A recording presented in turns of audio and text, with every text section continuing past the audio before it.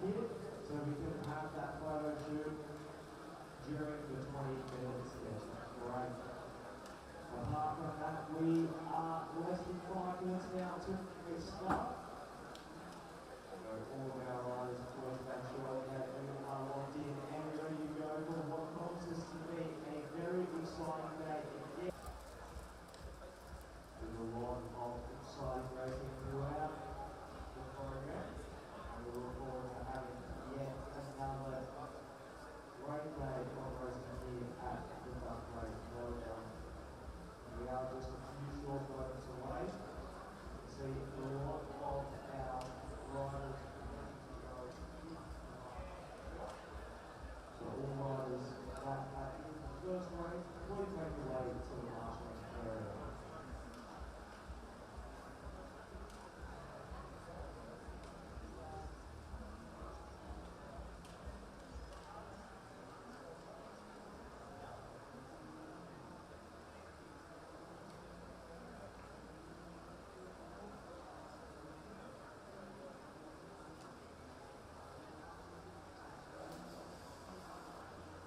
An announcement for one of our concerts. We do have a bit of loss of our property from yesterday. A pair of ladies' reading glasses have been handed in. They were found in the car park. So if you are missing a pair of glasses, head down to the concerts area. It's just in the floor, and they have those boxes there for you.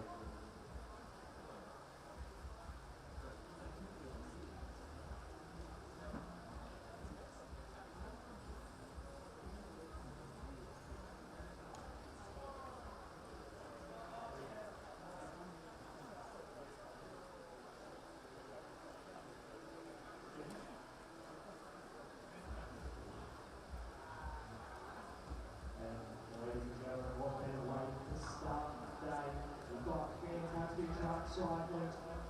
What better way to start the day than with a nice muffin in your hand, a hot brew as well. The wonderful Gaystown Sports Cycling Club. They've got all your food and drink needs sorted. They've also got toasties there as well.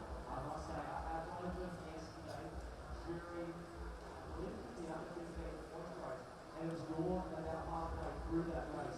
So head down to the Gaystown Sports Cycling Club canteen, and they'll get all your food and drink needs sorted.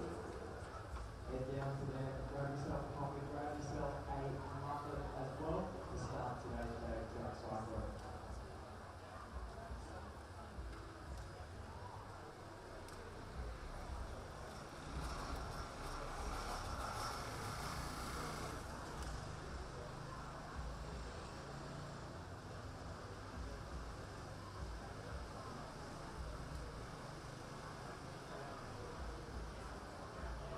Throughout today's program of racing, the motorbike is currently out on track being warmed up for the first of today's races, which will be our under 17 men's and our under 17 women's keirin. They have 6 laps of the track. The motorbike will pull off after 3 laps. It's then up to the riders to decide how that race goes from there. We are a few short moments away from the start of today's program.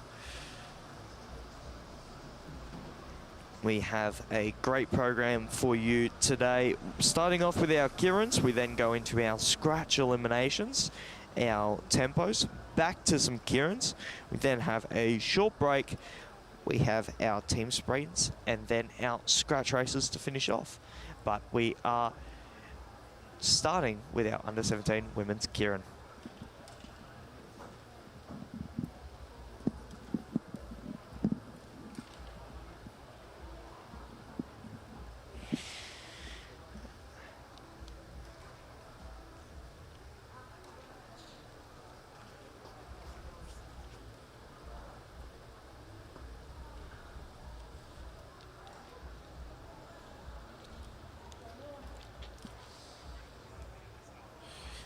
We are under Commissaire's instructions now for the first of our under 17 women's keirin. We have 6 laps of the track as the motorbike comes around now. I'll talk you through the keirin after the start of this race.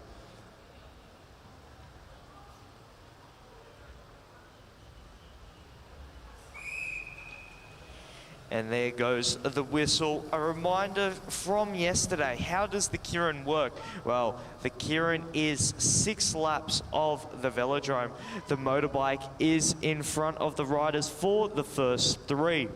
Riders draw for their positions, first all the way through to usually 6, but sometimes we may have 5 riders in a heat. The riders must stay in their allocated positions for at least the first lap, after which the riders are able to move around their positions.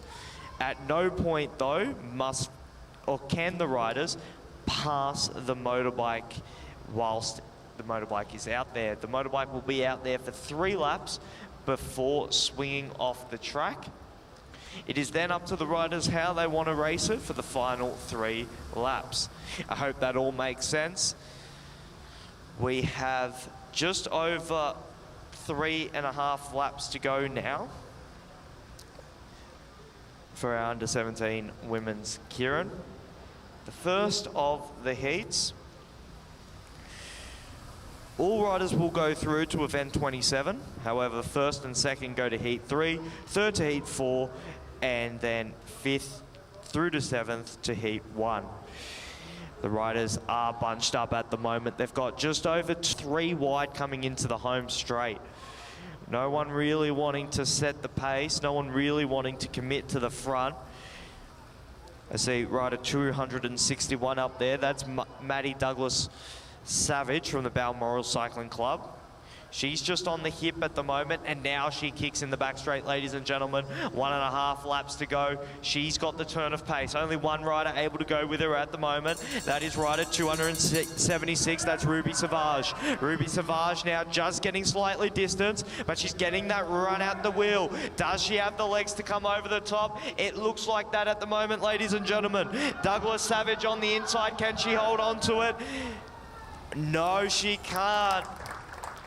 Ruby Savage there, I think, did enough to come over the top. A fantastic race there, ladies and gentlemen. A great ride there from Douglas Savage. She had a really strong kick, distanced everyone from that acceleration. Only one rider was able to go with her, and that was Ruby Savage. And I think she did enough coming into that home straight. But that is the keirin, ladies and gentlemen. And after you've gone and grabbed yourself something to eat and drink from the Bankstown Sports Cycling Club Cafe, come up to the top here. Neil is here yet again today. He's got all your bike needs sorted.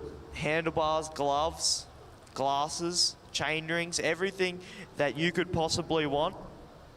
He's got you sorted. Grab yourself something for your child, or grab yourself something for yourself, really. Come up to the top here in the grandstand, just near the start-finish line. And Neil has got you covered.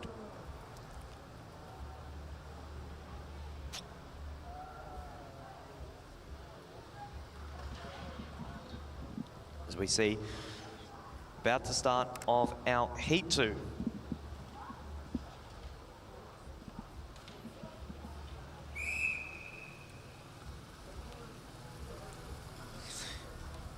Heat 2 rolling away here. A full complement of 6 riders here for our under-17 women.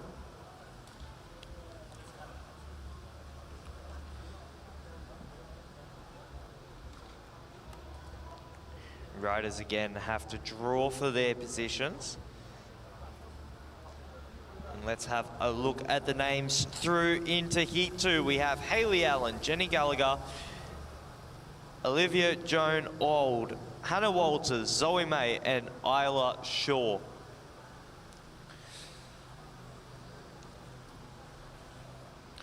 The rider on the back is the rider of Jenna Gallagher.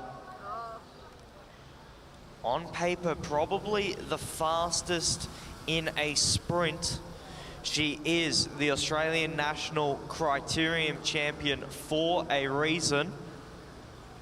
You don't win that title by accident. She's tucked in on the rider of Isla Shaw's wheel. Up towards the front of the group, we have rider 271. That's Hannah Walters. Hannah Walters, she drew behind the bike. Happy to sit towards the front. Zoe May on her wheel as well. Now the move comes from behind. Jenna Gallagher, not wanting to stay right at the back, moves herself forward onto the wheel of May. The pace is firm, but certainly not full gas at the moment. Hannah Walters has got her head on a swivel, looking back. She sees May there. Likewise, Gallagher. Allen is tucked in on the inside. Isla Shaw's got the wheel of Gallagher. And now they're coming in with 1 lap to go. Walters is the first to accelerate. May kicks with her. Now here comes the charge from Gallagher. She's got Shaw on her wheel. Gallagher's got the top. Does she have enough pace to come over the top? At the moment, though, it's a drag race between her and Walters. Walters is looking strong. Gallagher's coming over the top. Jenna Gallagher, ladies and gentlemen, I think got there. Hannah Walters, I think, did enough to hold on for second. And then it was a blanket over the rest. But Jenna Gallagher there, a super strong acceleration there with 1 lap to go. Hannah Walters did a really good job though, holding her on the hip. But I think Gallagher just did enough coming into that front straight with the momentum off the blue band. That's what you see in the keirins here. If the rider that has the top of the track is about level or maybe even slightly behind coming into the front straight, they're usually the one that is able to get the victory because of the momentum that they get off that bank when they come into the front straight. So that was a great race there, ladies and gentlemen. Super close racing as we see now Heat 3 and confirmation of the results. Jenna Gallagher ahead of Hannah Walters and Isla Shaw for third.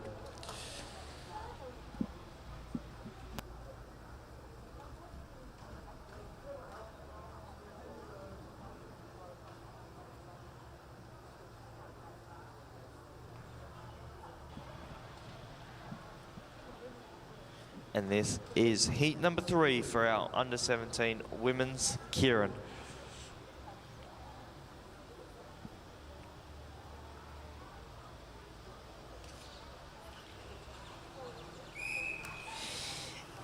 In this heat, we have Sienna Allen, Charvi Tanksel, Olive Dale, Allegra Beratoff, Erin Prince, Evelyn Power, and Ava Gidget Rogers, my apologies.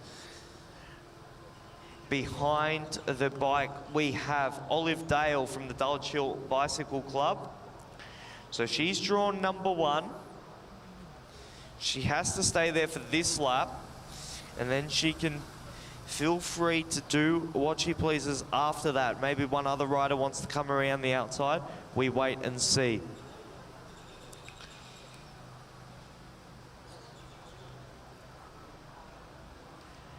At the moment, all the riders really content with their places, happy to stay where they've drawn. Allegra Beratoff there, she's made the step up. She was in the under-15 category last year, and now she's moved up into the under-17s. She was super dominant in the under-15s, riding riders off her wheel, super powerful rider. In behind her, Evelyn Power.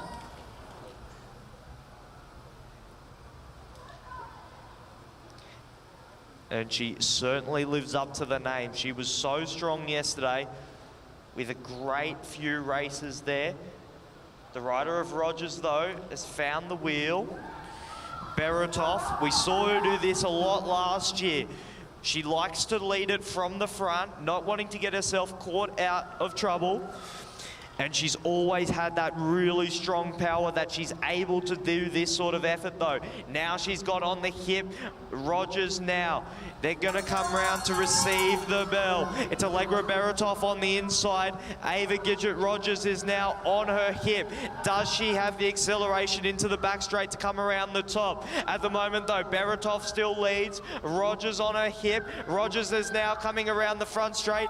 Does she get there? I believe she does, ladies and gentlemen. Ava Gidget-Rogers ahead of Beratoff, I believe.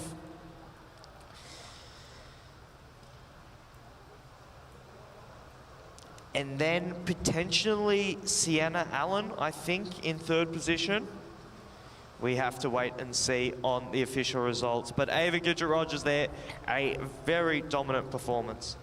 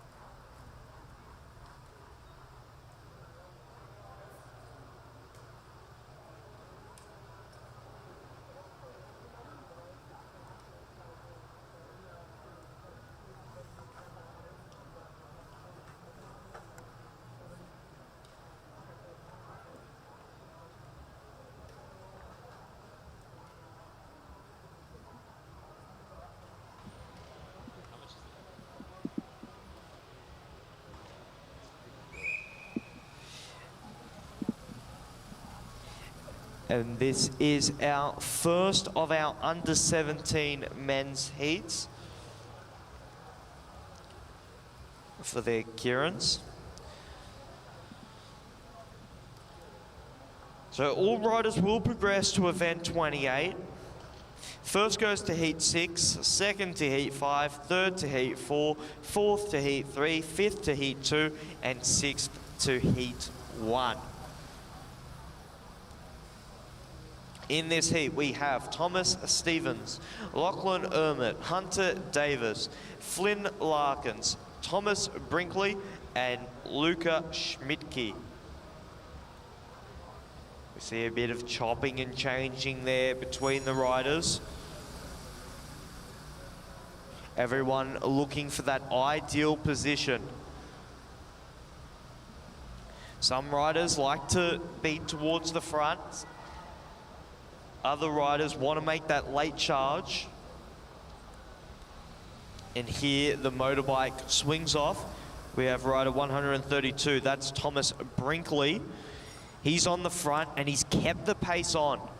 So unlike what we've seen sometimes where the pace drops off once the motorbike peels off, the pace certainly still on.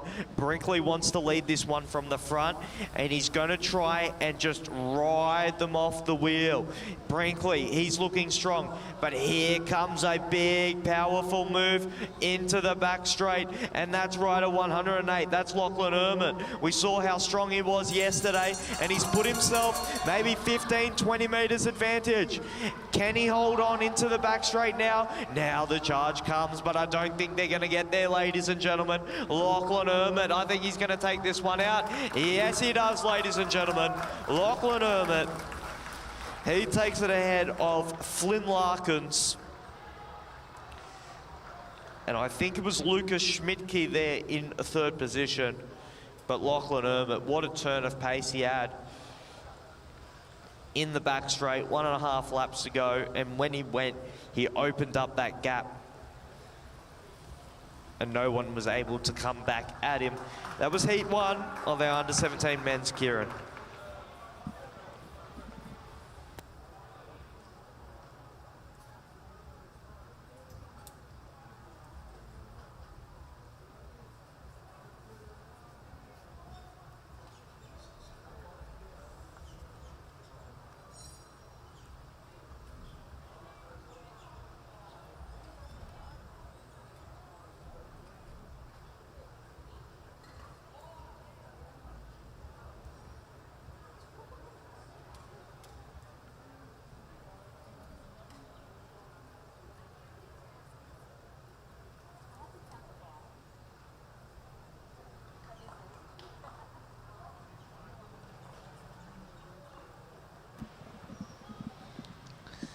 So this is heat number 2 of our under-17 men's keirin. The motorbike is coming around now, and our riders will receive the whistle, and as they roll out now.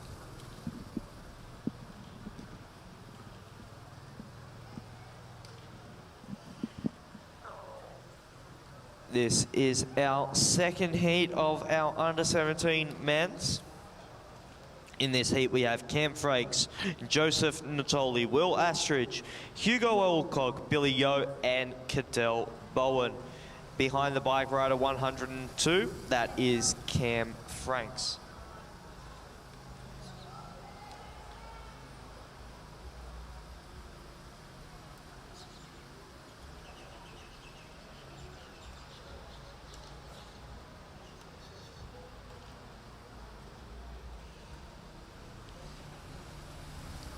Now we see an early move here. That's Cadell Bowen.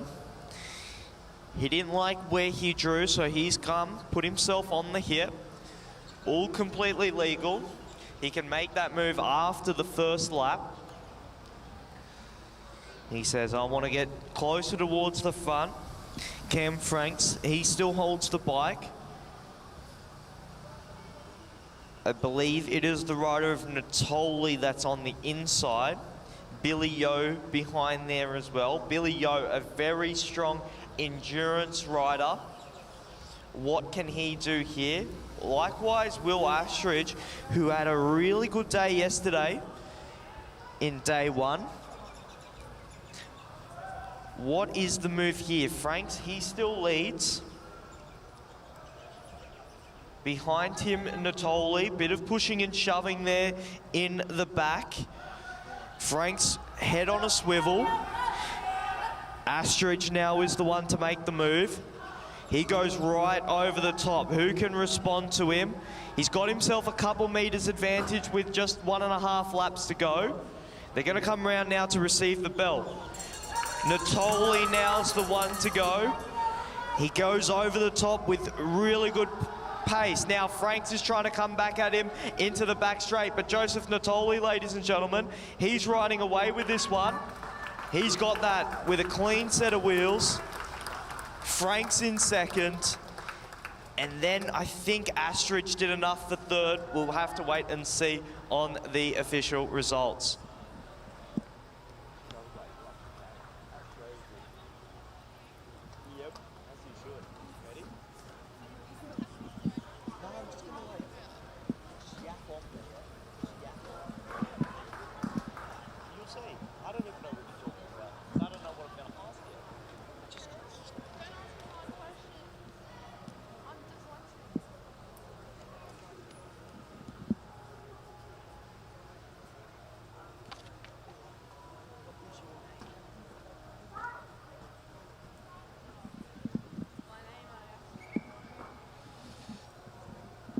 So we are ready for the start of heat number 3. And as an endurance cyclist myself, I know a little bit about keirins, but not a lot. And I'm joined here with Milan Bradshaw, who knows a little bit more about keirins than I do. Milan, it was a great day of racing yesterday with our under-15s keirins. We've got our under-17s today. Do you particularly have a favourite position in the keirin? Is there a particular place that you like to draw when the commissaires are handing them out?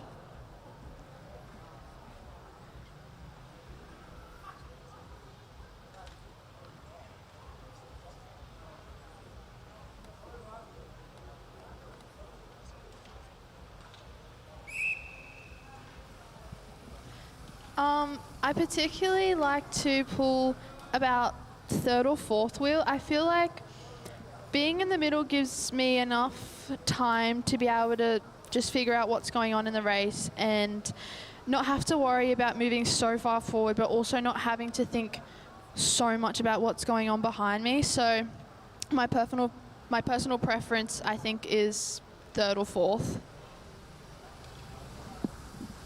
So you have that little bit of flexibility, you can move forward, but you can also see that charge from the riders behind.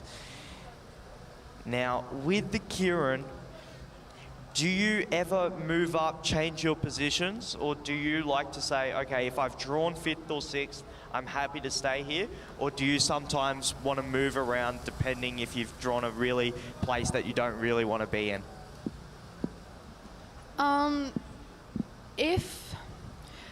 If I was to be in 1st or 2nd, I most of the time will never move. Being 1st means that I'm in control of the race and I can see everything that's happening. Being in 2nd gives me enough awareness of what's going behind, but also only one person in front, managing a gap, so then I have that space to sort of run on. Being at the back, I'll always move forward because otherwise if I miss that kick, then I'm screwed. And one rider that has moved to himself towards the front, that's the rider of Ruben Shepherd from the Randwick Botany Cycling Club. He was super dominant yesterday in pretty much all of the races. He won the Madison with Azuki, and they've gone up the track, ladies and gentlemen, with just over 1 lap to go. Who's the first to move? And the move comes from Shepherd, and it also comes from rider 103. That's Flynn Jensen. Flynn Jensen with a good turn of pace here. He's going to try and lock on to the rider of Shepherd. Shepherd, though, he's riding away with this one. Ladies and gentlemen, Ruben Shepherd, a big kick there with just over a lap to go. Flynn Jensen, I think, did enough to hold on to 2nd. A great race there from our under-17 men's. Now, Milan, you've come through all these junior ranks, the under-15s, the under-17s. How hard is it to do this keirin at such fast pace with the restricted gearing that they are running? Honestly, I found it so much more difficult than being in under-19s. I feel that coming into the race with such a high speed and you're already maxed out, I definitely find it difficult because there's not much of a range left. But it's also really good because you get to experience different things and learning so much, and it just really prepares you for the unexpected in under-19s and just sort of teaches you how to hold that speed coming out of like the bike. And yeah, I think it's pretty good. It certainly is. These riders, Milan, if I'm not mistaken, will probably be doing at about 130 cadence. Is that about right? Maybe in some of their kicks. So it is very impressive, the sort of speed, the leg speed that these riders can do.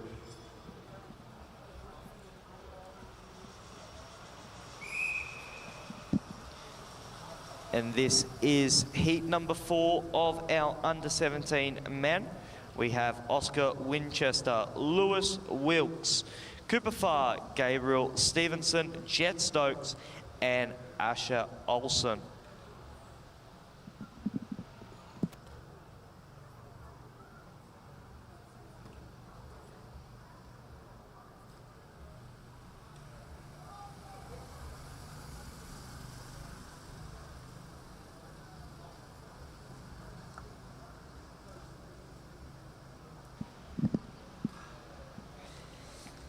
This is heat number 4, a very strong heat here. Second last wheel, that is the rider of Cooper Farr from the Dubbo Cycling Club. Cooper Farr making the step up into the under-17s category. He was the New South Wales champion in the under-15s. What can he do here in the higher age group? Behind the bike, though, we have right at 104. That's Oscar Winchester. Jet Stokes, the ever-present, very strong in the endurance events. He's sitting second wheel. He's got his head on a swivel, looking to see who's coming from behind. Right now, they're coming around 4 wide with just over 2 laps to go. Who's going to be the first one to really kick? It's rider 111. That's Lewis Wilkes. Right onto his wheel, though. That's Oscar Winchester. Oscar, he's got himself in a really nice position here. He's into the slipstream with just over 1 lap to go. Lewis still leads though, but here comes the charge from Jet Stokes, ladies and gentlemen. Jet Stokes is coming, but look from the back, ladies and gentlemen. That's Cooper Farr. Cooper Farr, ladies and gentlemen. He's come from absolutely nowhere and he's gone away with it. Ladies and gentlemen, the New South Wales state champion from last year, he was sitting 6th wheel with 1 lap to go, and he has pulled off the extraordinary there from the Dubbo Cycling Club. Cooper Farr takes out heat number 4.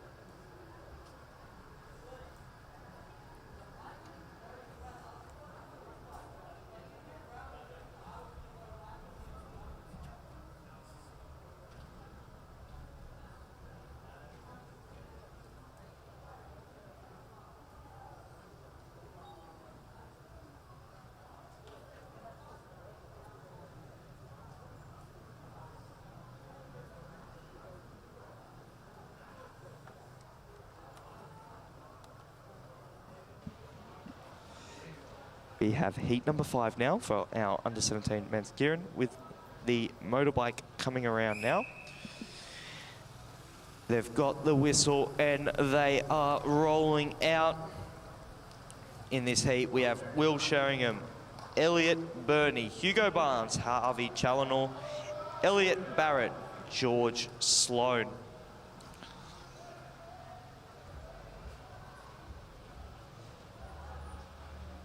In this heat, probably the fastest on paper, you'd have to say Hugo Barnes from the Dulwich Hill Cycling Club. He's currently sitting in 4th position.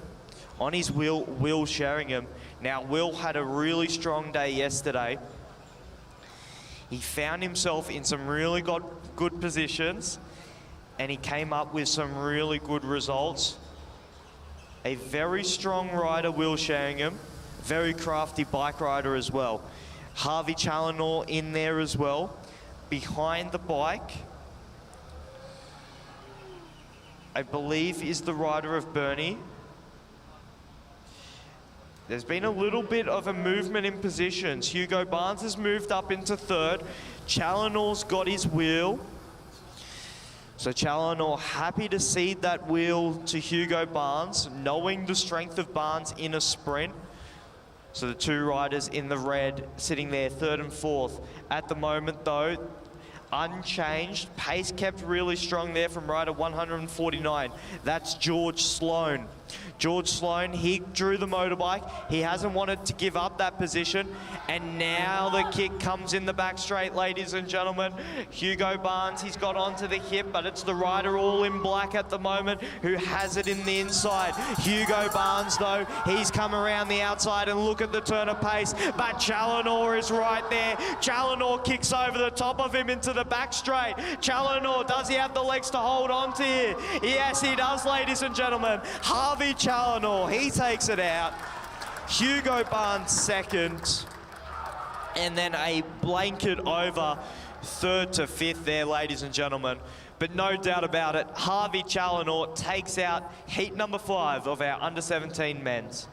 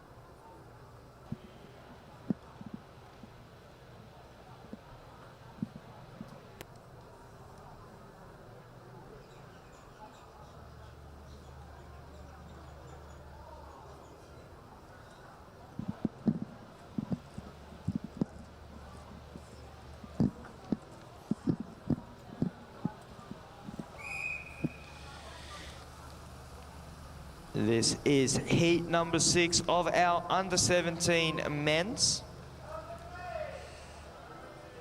Very strong 5 riders here. We have Joshua Moore in there, Jacob McLaughlin. Likewise, Tyler Kniff. Our other riders we also have rider number 113, that's Rigby Colgrave, and rider 106, Arnav Chakravarti. Now in this heat, we have a very strong endurance rider there, Joshua Moore. He's got the motorbike. He was, I believe, second in yesterday's points race. It just came down to the final sprint. Joshua Moore, very strong in the endurance events. What can he do here in the sprint? On paper, you'd have to say the fastest is Jacob McLaughlin. He's currently sitting in 4th position. He's the time trial champion last year in the under-15s. How has he made the progression up into the under-17s? We have to wait and see now.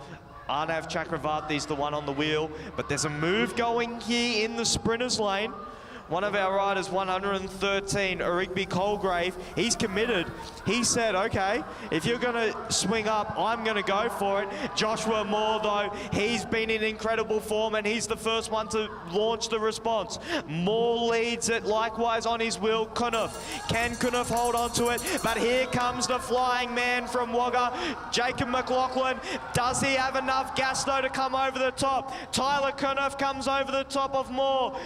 McLaughlin doesn't have the legs. Tyler Kniff, though, he's going to take it out. McLaughlin second, Moore third. Joshua Moore, he was the first one to reach out there. Kniff was able to get his wheel. McLaughlin, it looked like he was going to come over the top, but Tyler Kniff, too strong there in the end, and he takes out heat number 6.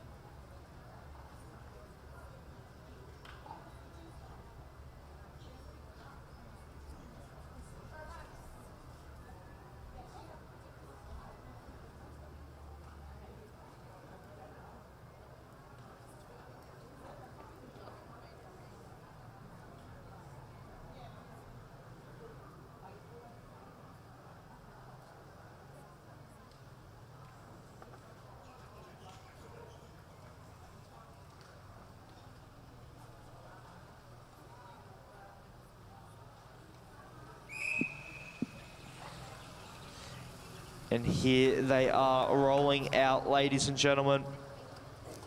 This is the final heat of our keirins.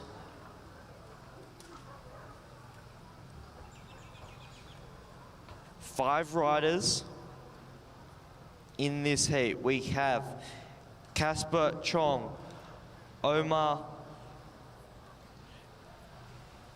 Max Edwards, Luca Zucchiatti, and Seth Harrison.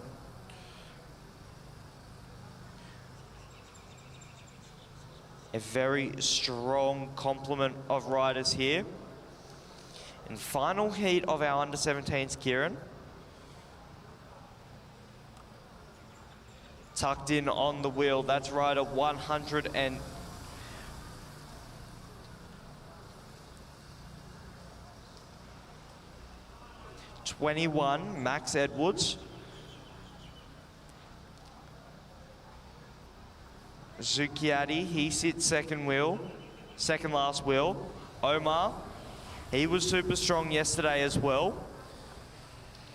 Max Edwards, though, he doesn't want to lead it. He swings up the track. No one really wanting to commit to the front here and put themselves into the wind. Zucchiatti says, okay, I'll move myself forward. He sits in second wheel now. He's got his head on a swivel. He knows that the danger can come from behind as well. Who's going to be the first one to really launch it here? And it is Omar from the back. Omar's got himself a good advantage here, about 5 or 10 meters or so. Now the response comes from Zucchiatti. Zucchiatti's trying to get into the slipstream. Does he have the legs? No, he doesn't, ladies and gentlemen. But the rider on the pink frame, I believe that's the rider of Casper's, coming back at him now. Omar's still got the lead. Can he hold on to it? No, he can't, ladies and gentlemen. Well, I think Casper's got there. A great ride from the young rider. He timed his run there. Omar with the brave early move. I think Casper's done enough to get there, but ladies and gentlemen, what a fantastic round of keirin's as we now move on to our under 15 women's scratch elimination race.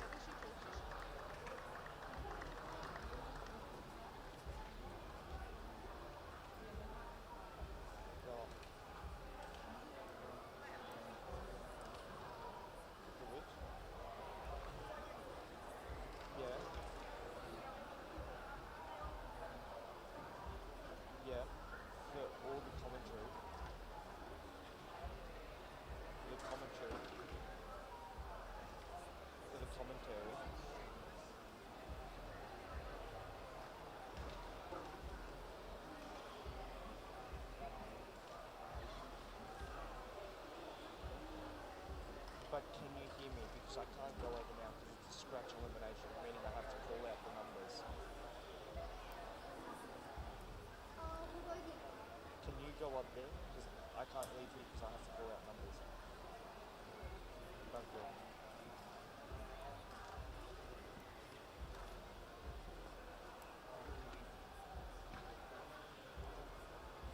Copy that.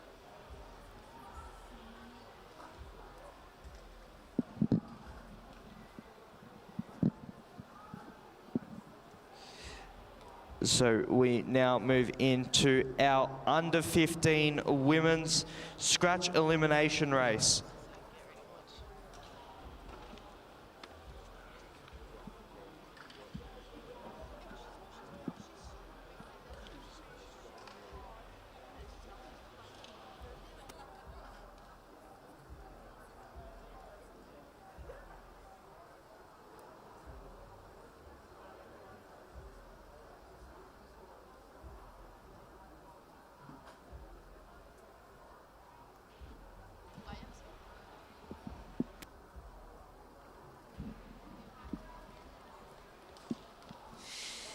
We have our under 15 women's scratch elimination race, 20 laps. Okay, so how will this race work?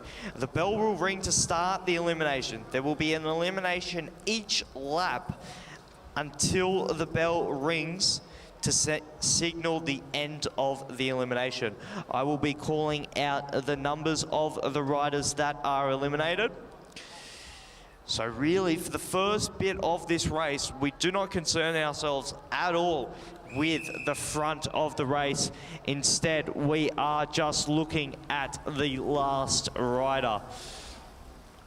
And that's where we pay our attention for the first few laps, really.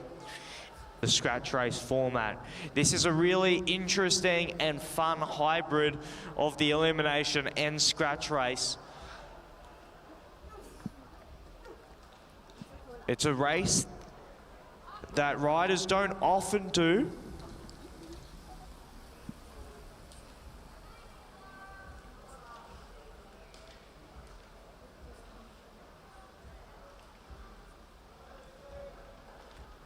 that something that could be announced or?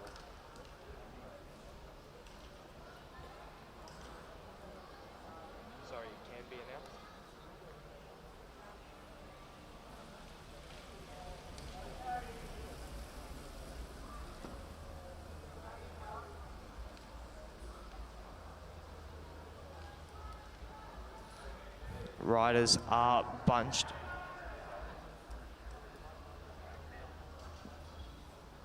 Riders are bunched up here, 4 wide. Lot of nervous energy. The first of the eliminations coming in the next few laps when the bell is rung.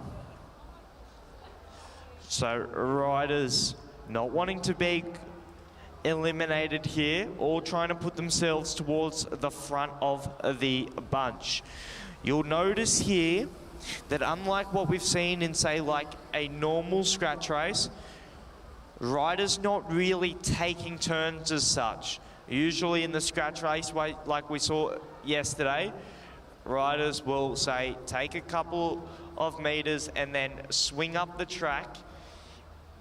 In this, riders, if they're at the front, they want to stay at the front. They don't want to lose their position. At the moment, it is led by Annika Astridge and Freya Englishen, 2 riders that were super dominant in yesterday's proceedings. They've said, okay, we're just going to ride a really strong pace on the front, and if you can come over the top, good on you. They're only a couple laps away now from the start of the eliminations. Annika Astridge, Freya Englishen, they're the 2 riders that lead it out at the moment.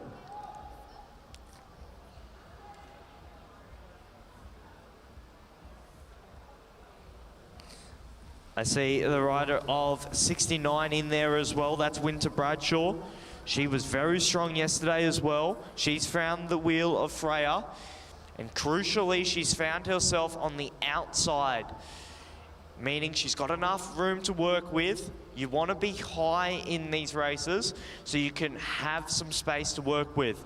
And now they come around, they're going to receive the bell, meaning next lap around, we're going to have our first of the eliminations. At the moment, the rider in trouble, that's Lara Van Dorsen from the Southern Cross Cycling Club.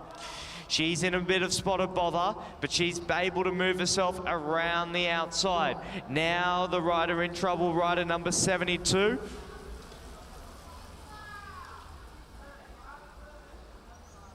Rider number 72, Mackenzie Stevens. Mackenzie Stevens, rider 72, is eliminated. The race doesn't stop, ladies and gentlemen. We have an elimination again this lap. Lara Van Dorsen, she's got herself high. I think she's done enough here to stay in. We'll have to wait and see. Rider 61, Amelia Jerikova. Rider 61, eliminated. Amelia. Lara Van Dorsen is playing Russian roulette with the back of this bunch. She's been in trouble the last couple of eliminations. Has her luck run out? She's going to try and make a late charge at it. Rider number 75, Lara Van Dorsen. 75, Lara Van Dorsen. She played a risky game at the back of the bunch there. Now another rider in trouble. We've got rider number on the yellow bike in trouble at the moment. Can she come around? No, she cannot. Rider number 68, Natalie Dixon. Rider number 68, Natalie Dixon, is eliminated. The bunch is getting smaller. The pace is still on, though. A charge from the rider in the all black, trying to come over the top.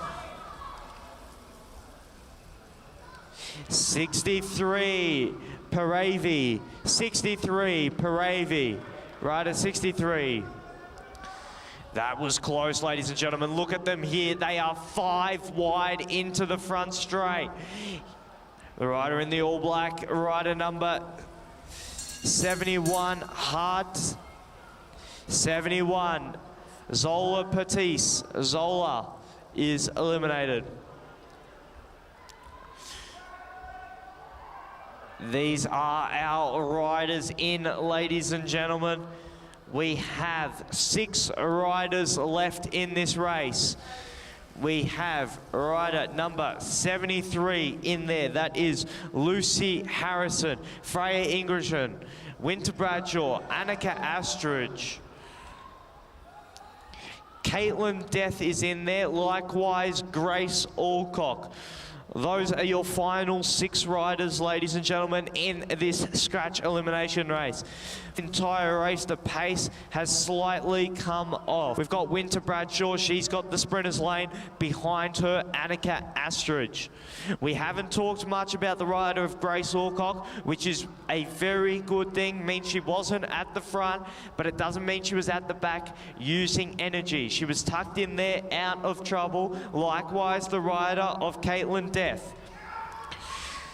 Freya Ingridsen on the top, with just 3 laps left to run in this race. Freya Ingridsen from the Dulwich Cycling Club, she's coming around the outside now. On the inside though, on the all yellow bike, we have rider number 73, that's Lucy Harrison. Harrison claims the sprinter's lane. Winter Bradshaw, ever crafty, sitting in 2nd position there at the moment. Only a lap and a half left to go in this bike race, ladies and gentlemen. Harrison leads ahead of Bradshaw, Death, Astridge, all there. We've got ourselves one. Bradshaw lays off the wheel, and now she makes the charge. She comes over the top, but she jumps on. Bradshaw sitting 2nd wheel. Does she have enough to come over the top? Death, though, has got the lead. Bradshaw's trying to challenge into the front straight. Caitlin Death, though, is looking too strong. Can anyone challenge her? I don't think they can. Caitlin Death, I think, has done enough to take it out. Winter Bradshaw, I believe, was 2nd. Grace Alcock, I think, 3rd. But ladies and gentlemen, that was the scratch elimination race. What a race indeed. It is a super intense race. You can never be caught out. And Caitlin Death there, a super strong rider from... There it is, the official results. Caitlin Death ahead of Winter Bradshaw, Grace Alcock, Annika Astridge, and Lucy Harrison round out the top 5.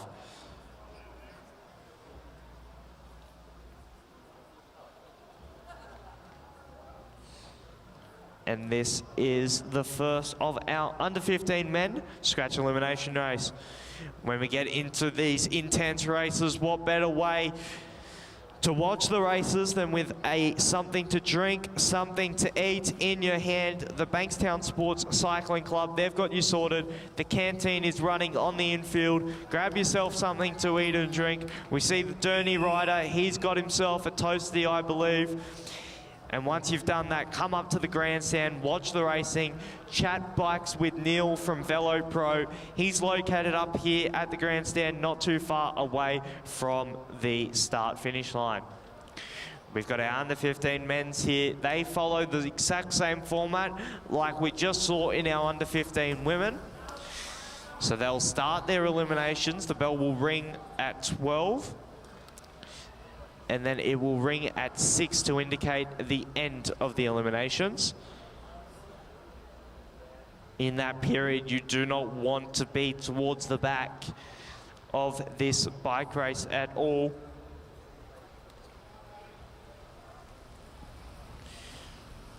Some of the big name favourites in this first heat. You'd have to say rider number 14, Adama.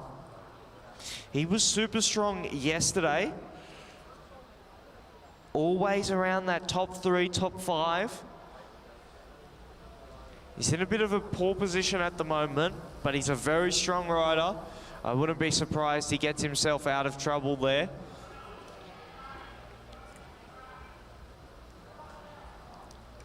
They're all really bunched up here. They know that the eliminations are not too far away.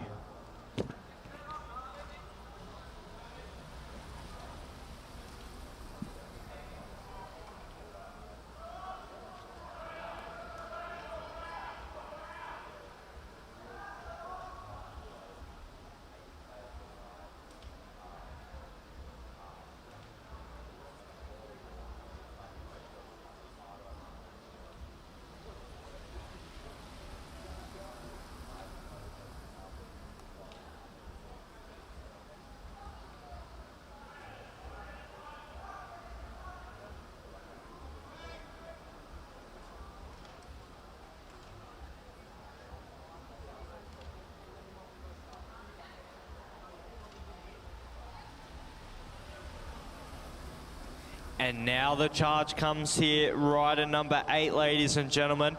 That is Arav from the Blackburn Cycling Club. Just because it's a non-elimination race, non-elimination lap, doesn't mean that it is a neutral race. The race certainly on. You can attack if you want, and that's probably the best way to keep yourself out of trouble. Attack is the best form of defense, isn't that what they say? At the front, rider from the Canberra Cycling Club, that's Zachary Thomas. He was really strong as well yesterday, and now they receive the bell. That means the next lap around, we have our first of our eliminations.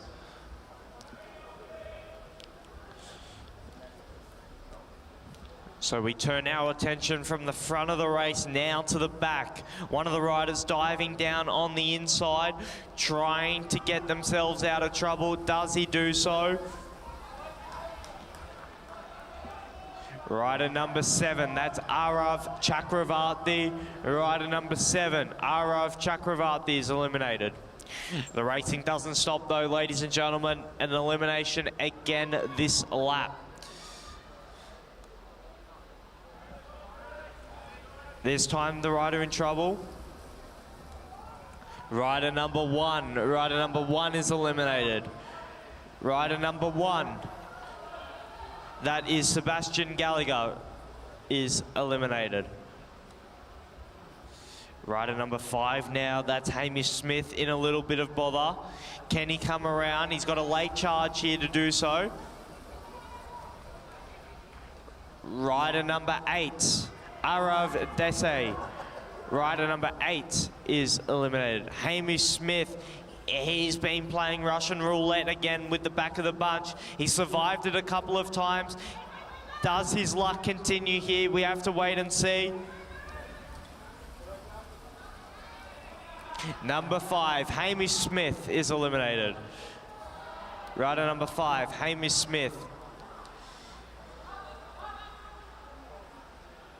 Now they're really bunched up here. Only a couple more laps to go. Who's the one eliminated this time? Rider number 15, Charlie Pearson. Rider number 15, Charlie Pearson. 15, Charlie Pearson is eliminated.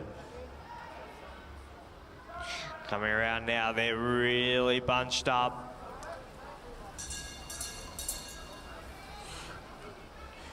Rider number 2, Felix Henderson. Felix Henderson is eliminated.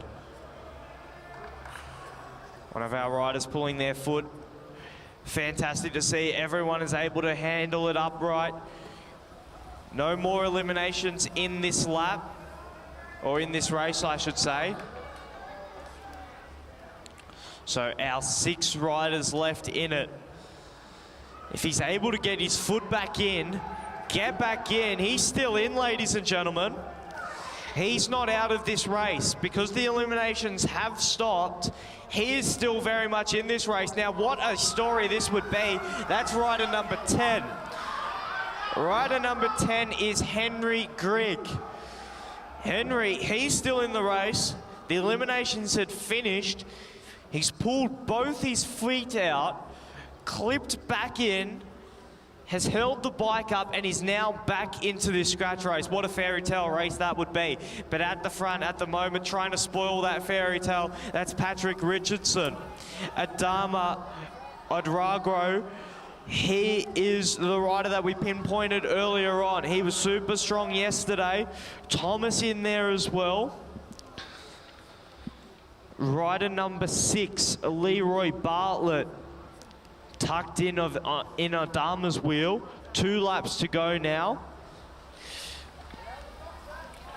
Very bunched up. I think we're going to have a late kick here. with about a lap and a half to go is where we'll start the accelerations. Adama's the first one to kick. Zachary Thomas is able to match him though at the moment, ladies and gentlemen. Adama over the top. Can he get there? He's got himself into the lead. Thomas though, can he get into that slipstream? It doesn't look like it at the moment. Adama's riding away with this one. The cadence is off the charts. He's really pedaling to victory here, ladies and gentlemen. Adama takes it out. Thomas, I think, second.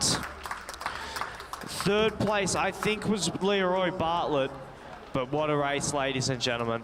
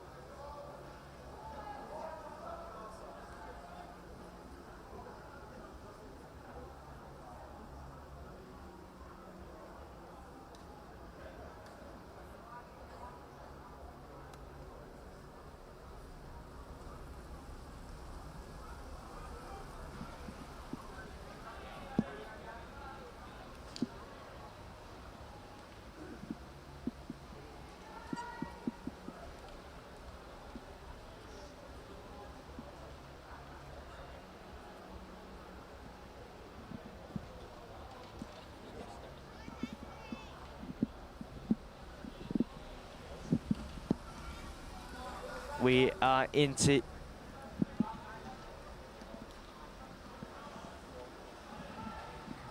into heat number 2 of our under 15s. What a race that last one was. It had absolutely everything in it. Drama filled, and a great win there from Adama, who I've just been told only just started racing this year and is a first year under 15. Super strong talent, new to the sport, and already winning at the highest level. Great to see. Also great to see we have a Velo Pro here as well. There's a frame on sale, all black. I'm eyeing it up. It is a very nice looking frame. So if you're in the market for a frame, in the need of an upgrade, come over to the grandstand. Neil here said he'll deal you a deal. Come have a look at it.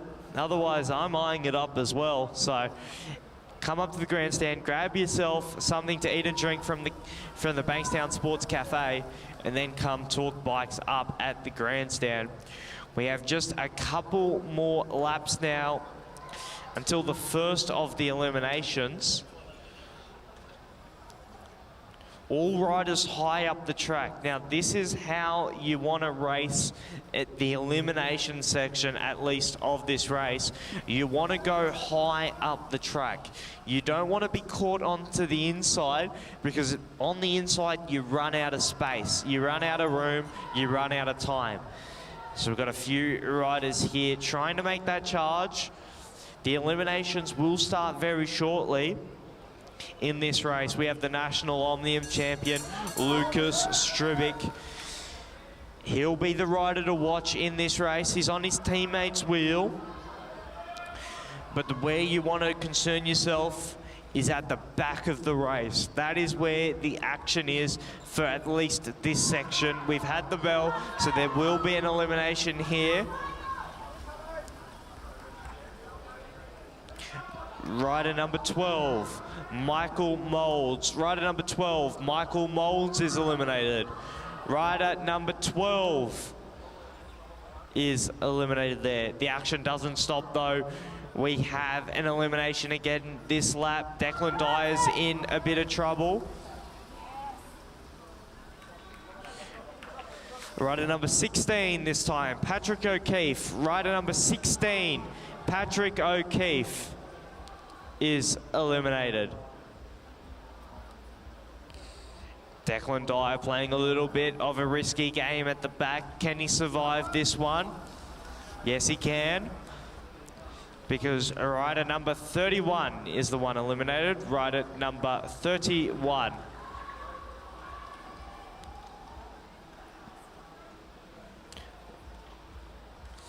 Still more eliminations, and Declan Dyer still in trouble here as his luck ran out.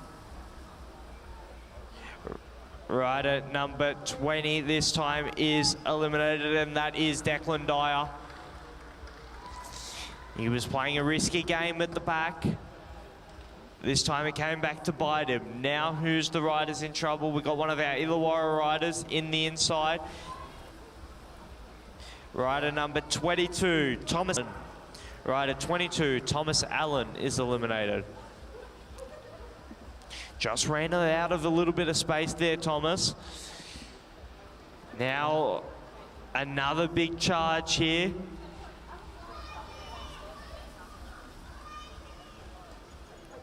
Rider 21, Oliver Morris. Rider number 21, Oliver Morris is eliminated. Adrian Zane there, he's picking off people one by one. He's playing the risky game now. Does he have another one in him? He's going to make that charge. Rider number 23, Jaden Matty. 23, Jaden Matty is eliminated. Oh, wow, what a race here. Jaden Matty is eliminated. Jaden, you are out. Jaden, you are out of the race. Jaden, you are out of the race. You have to pull off now. Jaden, you are out. We have just 6 riders left in this race. Led by the rider of Lucas Stribic, Joel Gooley on his wheel. Rider 28 there as well, that's Declan Zeng.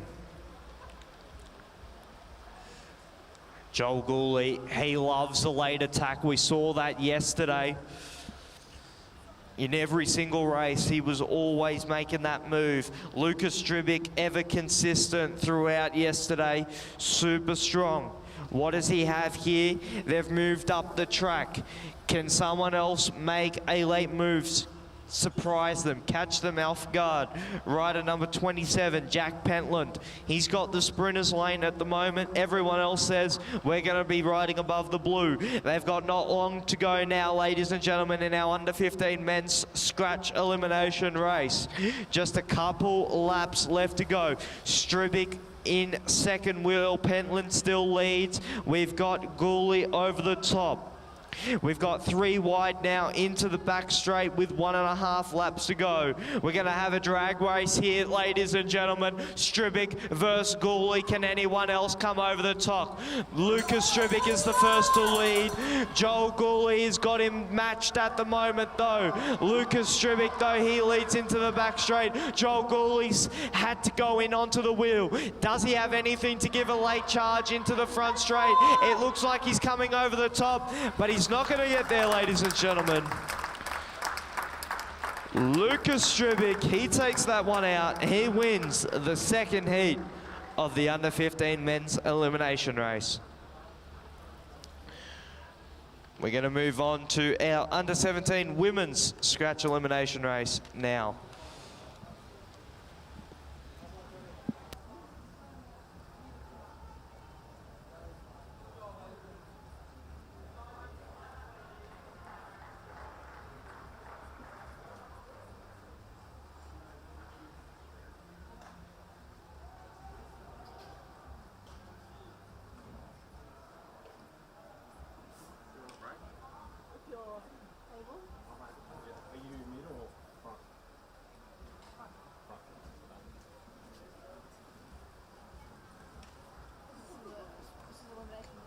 Scratch a limb, yeah. My front, done.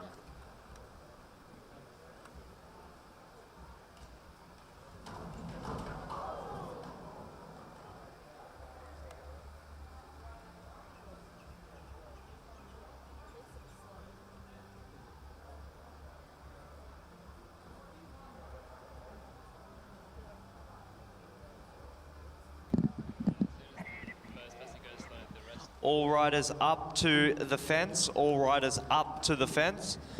And the start finish line, all riders are to go up to the fence and grab the fence at the top.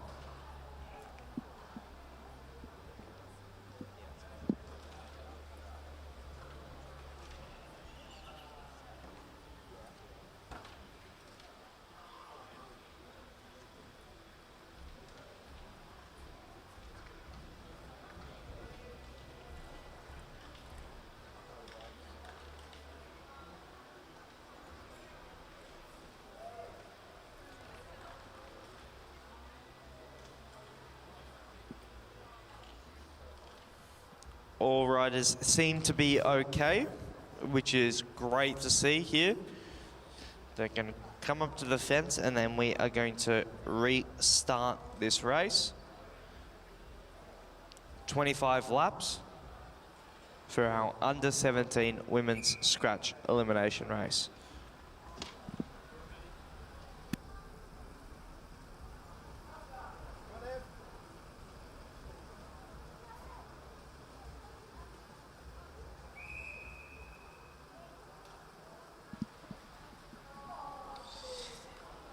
And the whistle has gone, indicating that the race has started.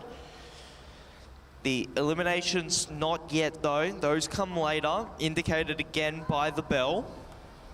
Remember, the start of the eliminations will be at the bell, and then the end of the eliminations also indicated by the bell.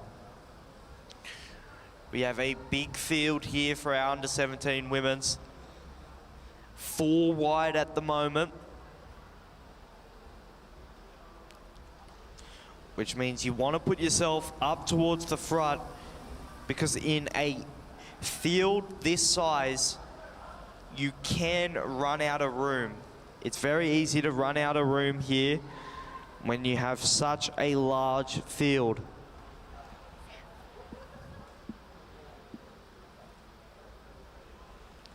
The riders to watch, you'd have to say, Ava Gidget-Rogers, Evelyn Power, Jenna Gallagher, Juno Smith. Those are some of the riders that have been ever present towards the front of the race. Likewise, Zoe May, Isla Shaw as well.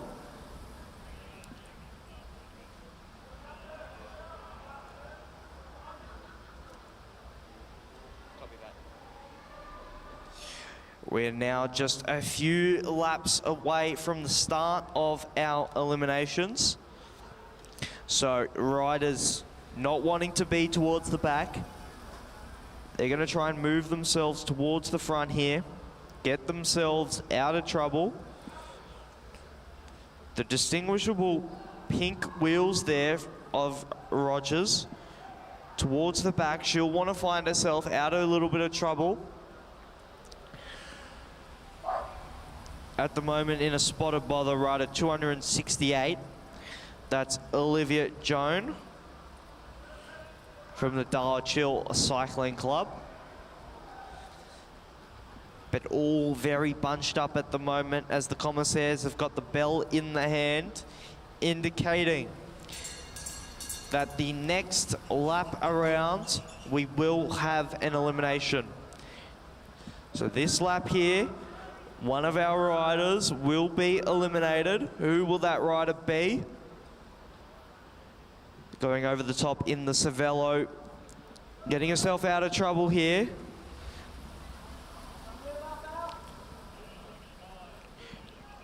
$269, Olive Dale, 269. 269 is the rider eliminated, Olive Dale. A reminder, an elimination each lap, so the race is always on. 261, Maddie Douglas Savage. The Illawarra rider playing hot potato at the back, not wanting to get stuck with it. Can she get around the outside? Yes, she can. 268, the rider eliminated this time. Rider 268, that's Olivia Joan Old. Now, like I said before, the best form of defense is attack. Rider 271 taking it on.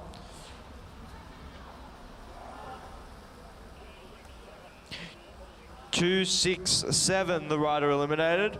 That is Matilda Trevorrow. 267, Matilda. Hannah Walters has taken this race off. If she's off the front.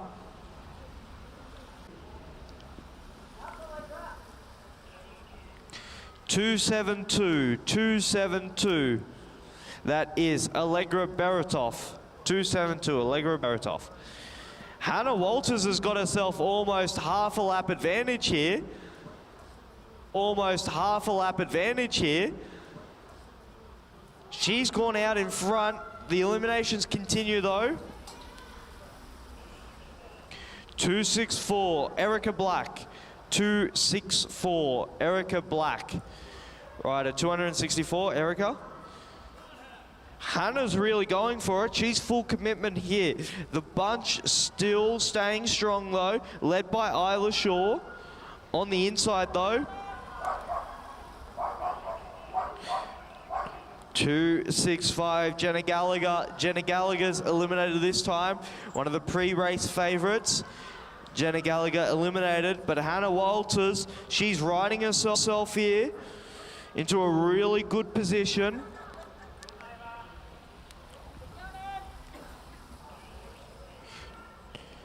.263, Sienna Allen.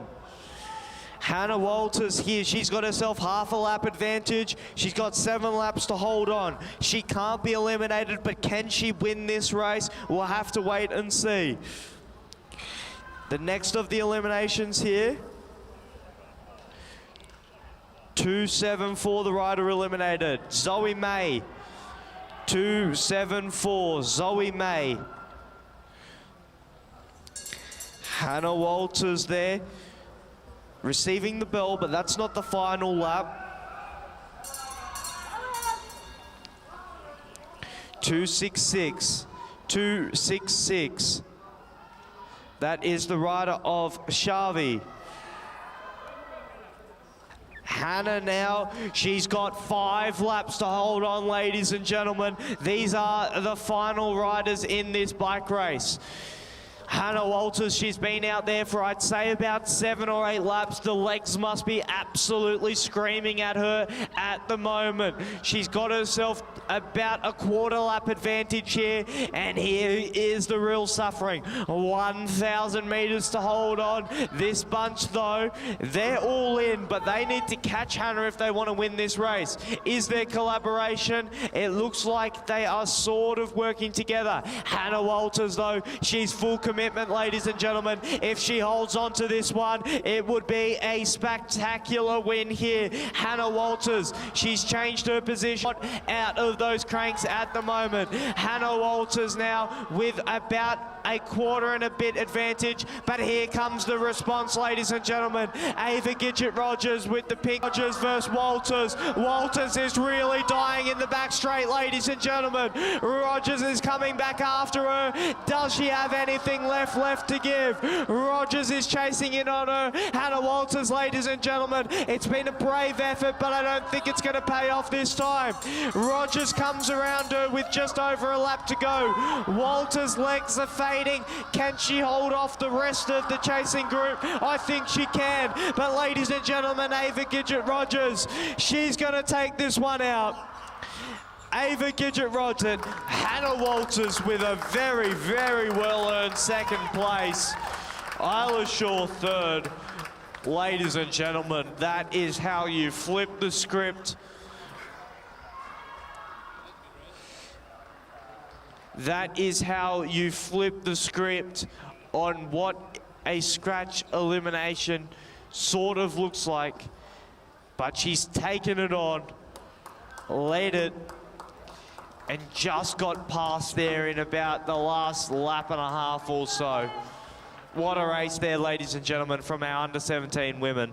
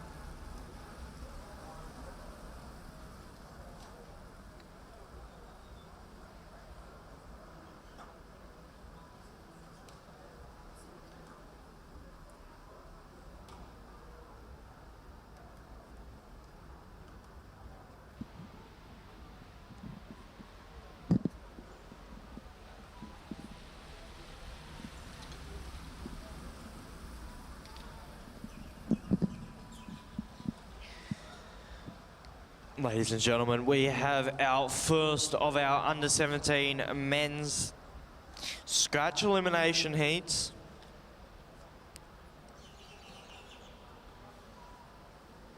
A big complement of riders here.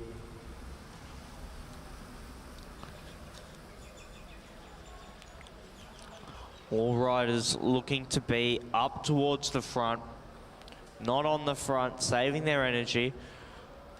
Looking at probably some of our pre-race favourites in this race.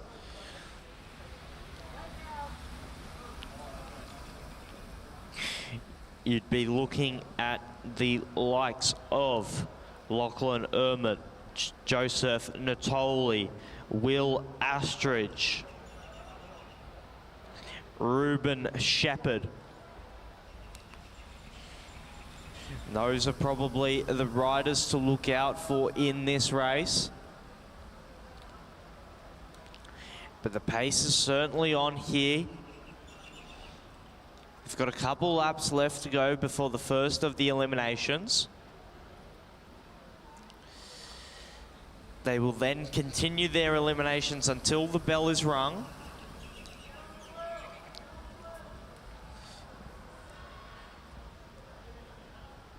So all those riders, they want to be up towards the front, out of trouble.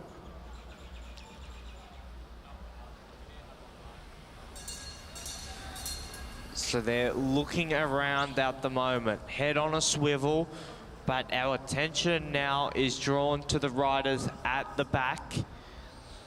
They're the riders in trouble. Big move from Shepherd over the top. He gets to the front.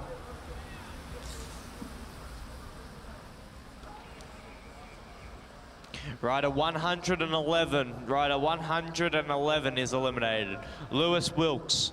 Lewis Wilkes is the rider eliminated. Shepherd, he gets to the front. 125.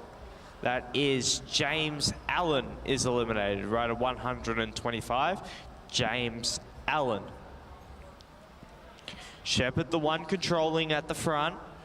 The attention, though, at the back of the group.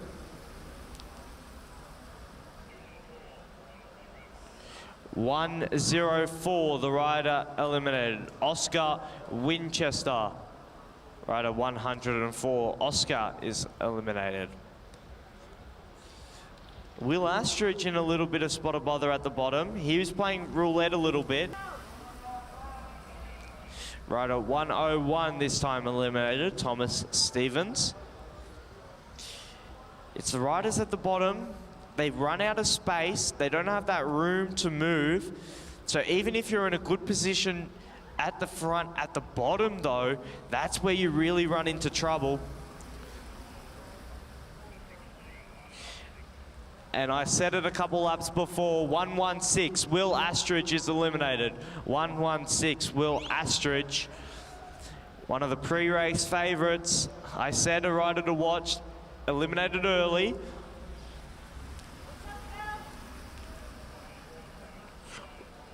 $147 this time, Jackson McDonald. 147, Jackson McDonald. That's prompted a big response from the field. The pace has gone right up now.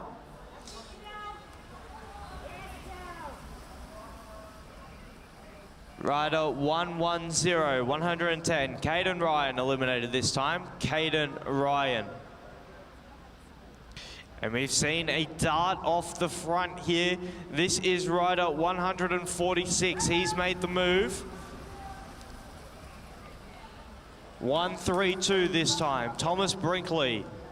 132, Thomas Brinkley.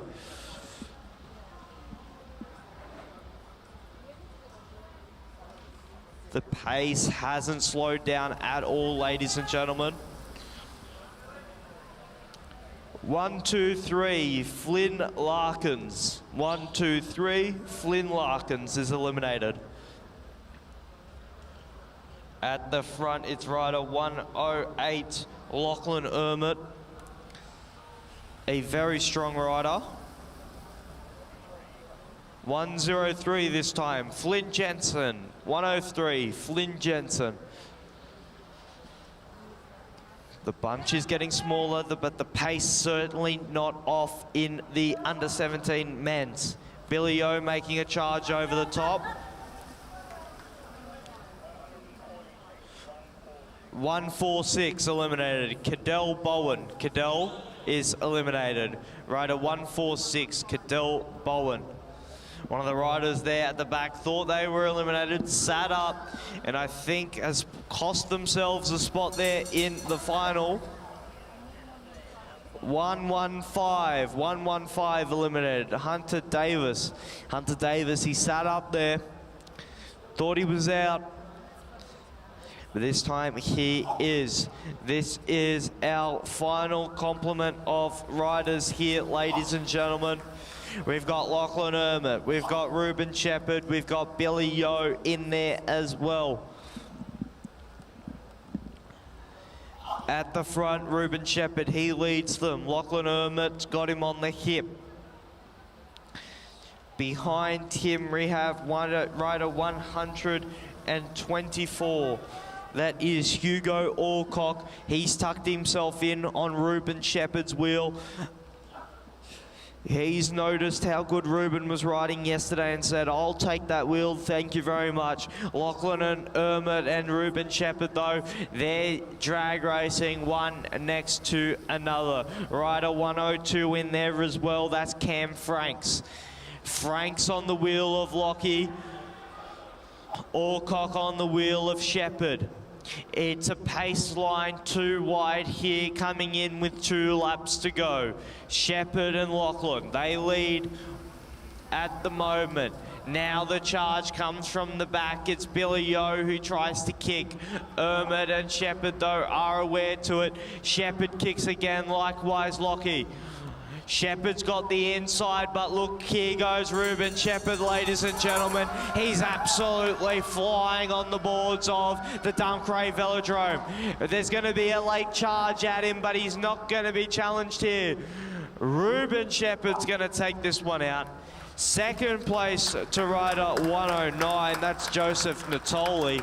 And then a brilliant ride there, I think the rider of Hugo Alcock held on for 3rd place there. But ladies and gentlemen, what a race we had for our under-17 men's. Taking it out, Ruben Shepherd.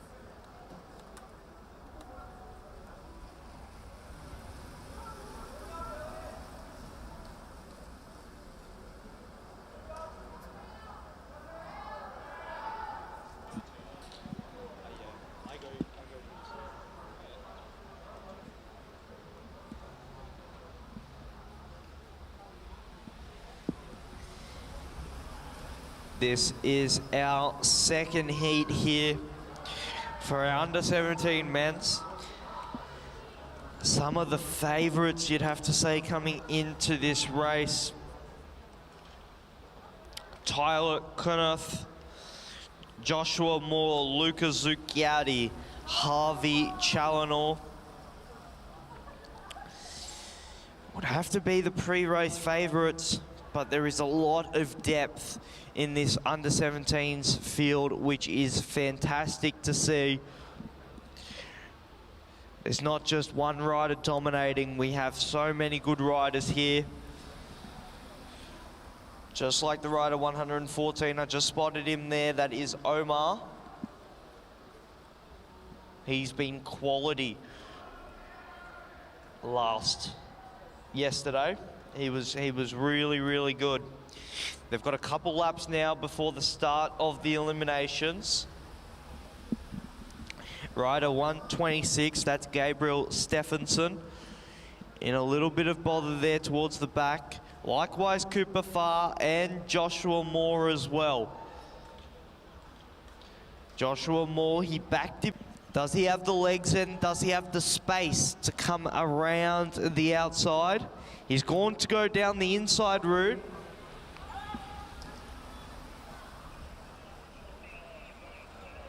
Rider 149, George Sloan. Rider 149, George Sloan.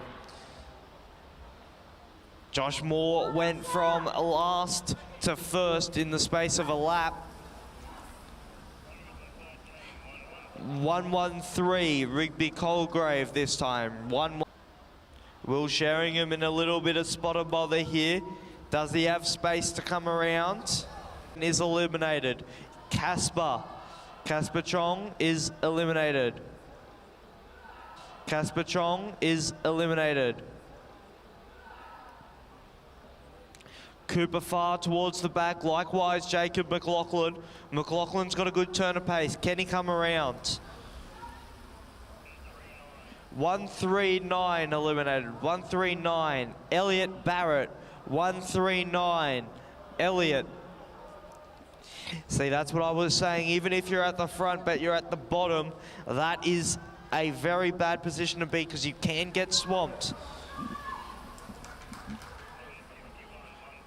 151 eliminated this time. That is Jacob McLaughlin. Jacob is eliminated. A battle at the back now. 106 this time. Arnav Chakravarti is eliminated. 106.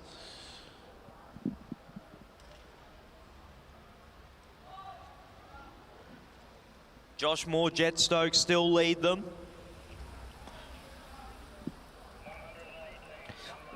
118, Cooper Farr. 118, Cooper Farr. He was in a spot of trouble a couple of times throughout this race. This time he's run out of luck. They're coming around now 4 wide. 128. 128. That's the rider of Harvey Challenor. That's a shock there. He was up towards the front. Didn't speak about him at all, which is what you want in an elimination like this. You don't want to, all riders in. The bell has rung, so all riders are in. All riders in. That's what you want in an elimination. You don't want to be talked about at all on commentary because that means you've been up towards the front. Zucchiati, another rider we haven't mentioned at all this race. Again, means he was out of trouble the entire race. Stokes and Moore swing up now. 2 riders that have been controlling the pace at the front. Omar, we haven't talked about him, so he's going to have some fresh legs as well. Zucchiati now goes into the sprinter's lane. That's not a wheel you let go, ladies and gentlemen. He has the IP record in the under-15 men's national, and he's being in pursuit now by Joshua Moore on the gold bike. Josh Moore's picked him up here in the front straight. They've got 2 laps left to go. Moore and Zucchiatti lead. Who is the response coming from? It looks like the rider of Tyler Cuniff is coming back at them. Moore swings up. He tries to get back onto Zucchiatti's wheel. Zucchiatti's going for home. Moore looks like he's starting to fade. Does he have anything left? Yes, he does, ladies and gentlemen. He's coming back at Zucchiatti. Moore's coming back at Zucchiatti. Can he come over the top? I don't think so. Moore's coming at him. Does he get there? On the line. I think Zucchiatti may have just held him. Moore had a lot of pace there at the end. Tyler, I think, in third. Did Moore get there? I don't know. But what a race, ladies and gentlemen. That is the second and final heat of our under-17 men's.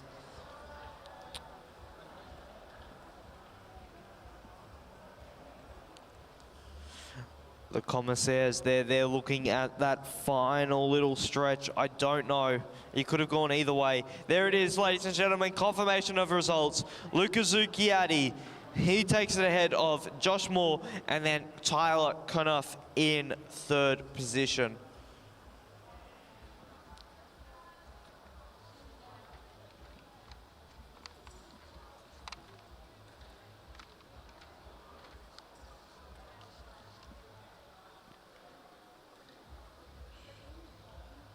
We now come into our tempos. A reminder to all team managers and all riders to please stay in kit during the break. Morgan Ho, our photographer, will be doing team photos during the 20-minute break on the front straight. So all riders, please make sure that you are in kit. And team managers, please make sure that all your riders are together so we can get these photos taken. So we wait now for the start of our under-15 women's tempo.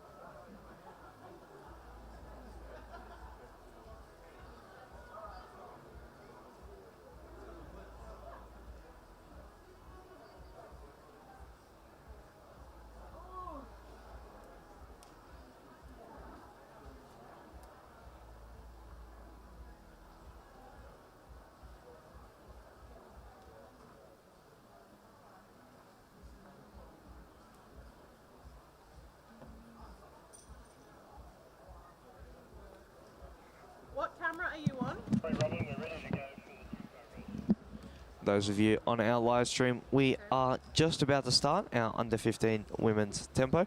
And just as I say that, they're rolling up the ramp to begin their tempo. Just so you know, when you swing around here, I can see what's on your screen. Just so you're aware. We are now underway for our tempo rounds for our under 15s. And I said this yesterday, and Neil from Velodrome, he agrees with me that the tempo is probably the hardest race on the Velodrome. Now, if you weren't here yesterday, or you've forgotten, or you're not sure, still a little bit confused how the tempo works, let me talk you through it. We have 20 laps of the Velodrome. The bell will ring at 16 laps to go. There will be sprints every lap.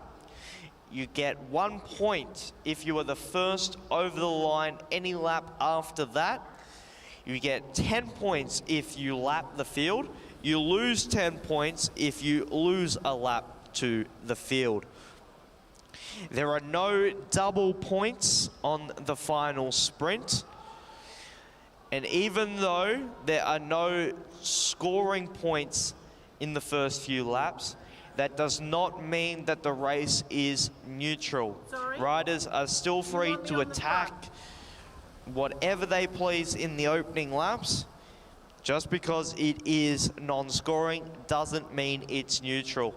We saw this race play out many different ways yesterday. We saw sometimes a person with just 2 points win the race. Other times it was a late move that snatched it out of the grasps. It's my favorite race to watch, my least favorite to do because it's so hard, and it's getting underway now, ladies and gentlemen. The bell has rung. The first point up for grabs. It's usually the most contested. Annika Astridge. She wants to get herself on the board, and she will do so, ladies and gentlemen. Annika Astridge will pick up the first of the points. Does she continue on with it? We have to wait and see.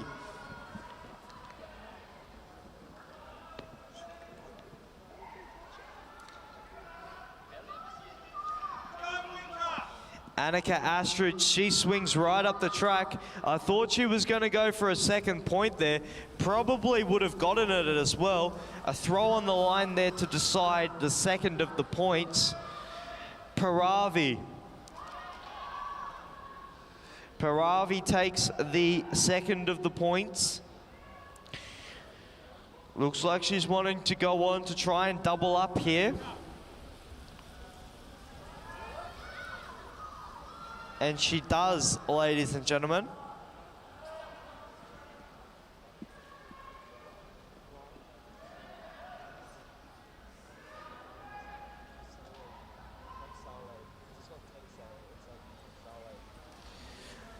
Rider number 72 there getting amongst the points. That is Mackenzie Stevens. She puts her name on the leaderboard. Now Freya. Freya was quiet the opening few sprints. She didn't contest them whatsoever. And now she's going to pick up her first. Does she continue on with two? It looks like she's going to try and continue on to try and double up here. Who leads the chase? It's the rider from Queensland. That's Winter Bradshaw. Winter Bradshaw's trying to pull it back, but at the moment, Freya, she won the New South Wales individual pursuit for a reason. She's out there by herself. She doubles up on her points and now goes into the tied race lead. Annika Astridge, the first point scorer, trying to get back onto terms with her, but Freya's going to pick herself up a third point.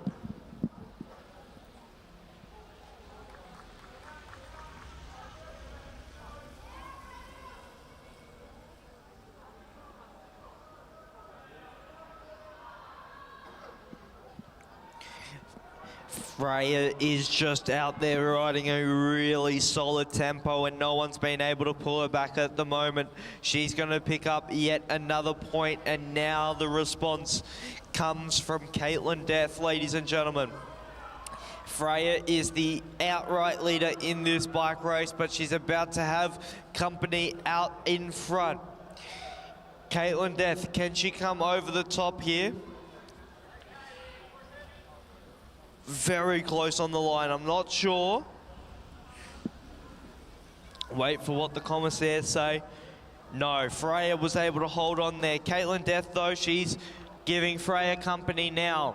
Freya's going to say, thank you very much, I need someone to work with. Caitlin yet to score a point, so she's not really a threat to Freya's overall lead.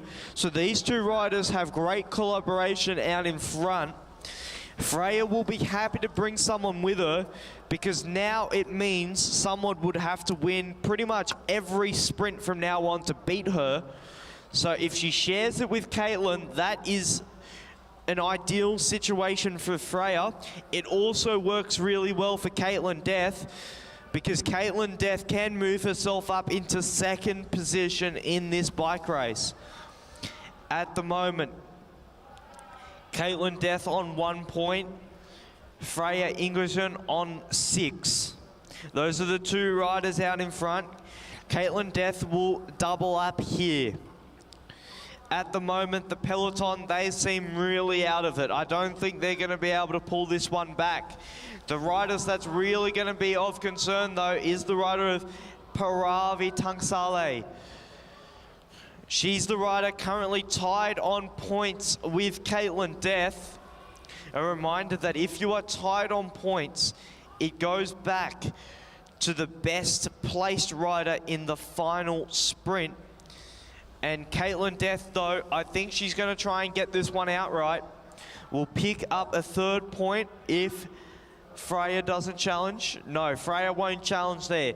Caitlin Death in 2nd position at the moment.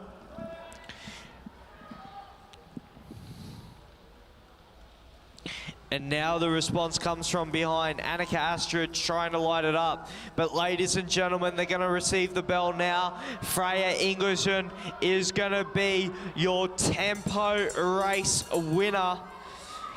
Caitlin Death, I believe, has done enough to get 2nd position. Paravi Tangsale, I think, will be 3rd. But then it comes back to who wins the sprint between Astridge and Stevens. At the moment, though, I think Annika Astridge has done enough.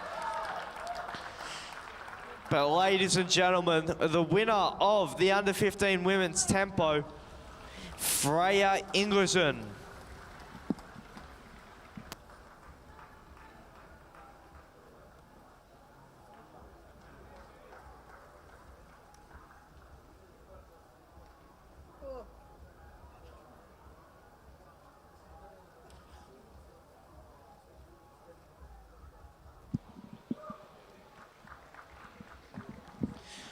What a race there from our under-15 women's.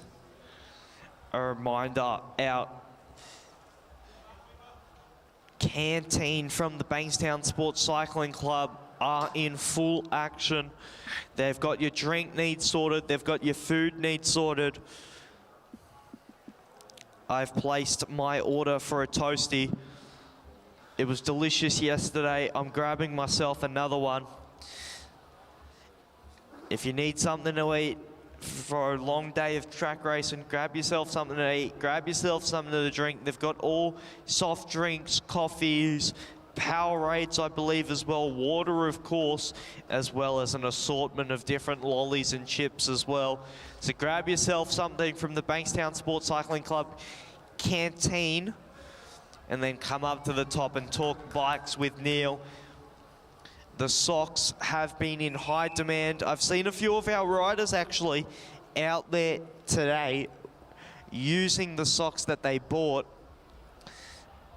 from Neil, and I have to say they've been riding really well. They're great looking kit here from Neil. He's got also all your other bike needs, handlebars, chain rings, cogs, whatever you could possibly want. He's got you sorted here as we have our our first heat of our under-15 men's tempo.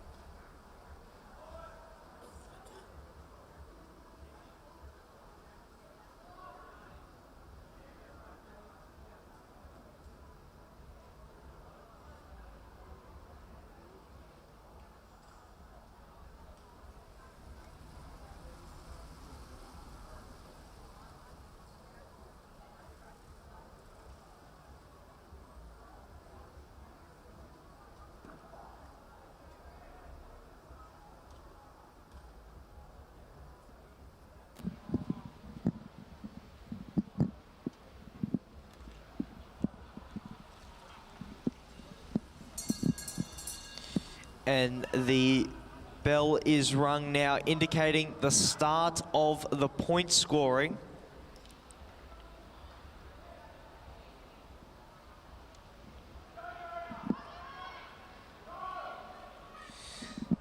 A big push here for the first of the points. Everyone wants to get themselves on the scoreboard early. It just relieves a little bit of that pressure.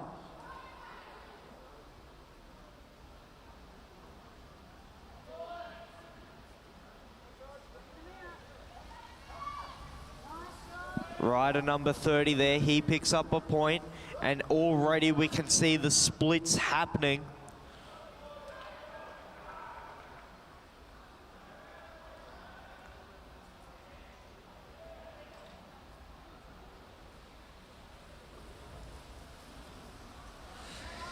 Now the rider of Gooley getting amongst it. He's been ever present at the front in all the races. Joel Gooley, and look at what the damage he's done when he's got to the front.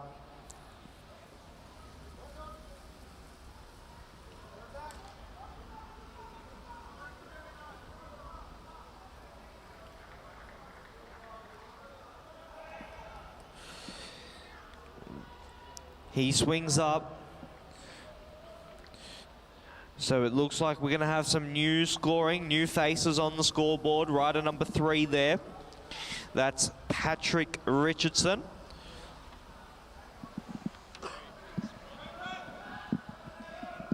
And now a big move comes here. This race is in absolute pieces, ladies and gentlemen. That's rider number 21 there, Oliver Morris. He flicks the elbow and he wants to pace on. A reminder, if you score points but then lose a lap, you also lose 10 points. The commissaires on the inside, they've got the job of indicating who the front of the race is. It is the rider of rider number 28 now, is the rider that's going to pick up points. That's Declan Zhang. Now we've got a very select group led by the rider of Declan, Joel Gooley's trying to get back onto terms with him. Declan's going to double up there, picks up another point. Is he going to try and go for 3? Looks quite committed, but Gooley's on with him at the moment. Bates there as well. Morris and Bates working well together. Declan there, he's going to pick up his 3rd point. And now he's in collaboration with Joel Gooley.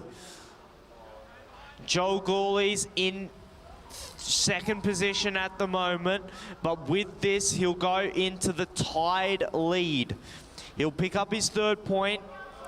Declan Singh. Those 2 riders currently lead this bike race. Now though, if they lap this field, in my opinion, I think they will also gain 10 points. That changes the dynamic of it as well.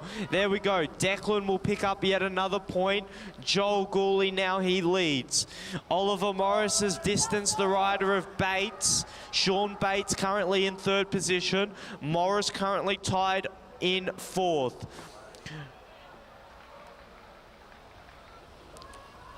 Gooley and Zhang now, they pick up the bunch. And now the front of the race is the rider of Oliver Morris. Oliver Morris is now leading this bike race. Gooley and Zhang have been awarded 10 points. So if you see the commissaire, where the commissaire is pointing, he's pointing to the rider of Oliver Morris. So Morris is leading, he will pick up a point. Bates is currently 2nd on the track. I hope that all makes sense to you. So Declan Zhang and Joel Gooley at the moment are not going to be able to score any more points. They are tied, however, on the lead of this race. A reminder, if riders are tied in their place, it goes back to whoever placed better in the final sprint. But now Bates has been able to get back onto level terms with Oliver Morris. He swings up though. Okay, that was interesting from Bates. He's gonna, so does Morris. Morris swings up, Bates swung up as well. Morris grabs that point. Bates would have been on equal points if he had won that sprint, but in doing so, he's resigned himself to 4th at best. But ladies and gentlemen, the Bear Christ is out in front. Gooley versus Zhang. Gooley here is leading. So Gooley, in my opinion, will win it. Zhang, I think, second. And I think Morris will be third with Bates 4th. Wow. That was chaotic, ladies and gentlemen. My legs hurt just watching it. And I haven't even done a single pedal stroke of the Velodrome today. And if your legs are hurting just as much as mine, head down to the Bankstown Sports Cycling Club canteen. Yes, shameless plug there. Grab yourself something to eat and drink while you watch the racing today. They've got all your food and drink needs sorted. Take that food, bring it up, and talk to Neil about bikes. He's got handlebars, chain rings, cogs, different clothing items as well, and everything in between. He's been here for the 2 days. A lot of the riders, I have seen a few socks out there. And he's also got a frame here as well, an all black one, very nice looking frame. We're gonna talk about it when we're in our break. But come up here, say hi, grab yourself something, grab your kids something as well, as we wait for the start of our under 15 men's second heat of their tempo.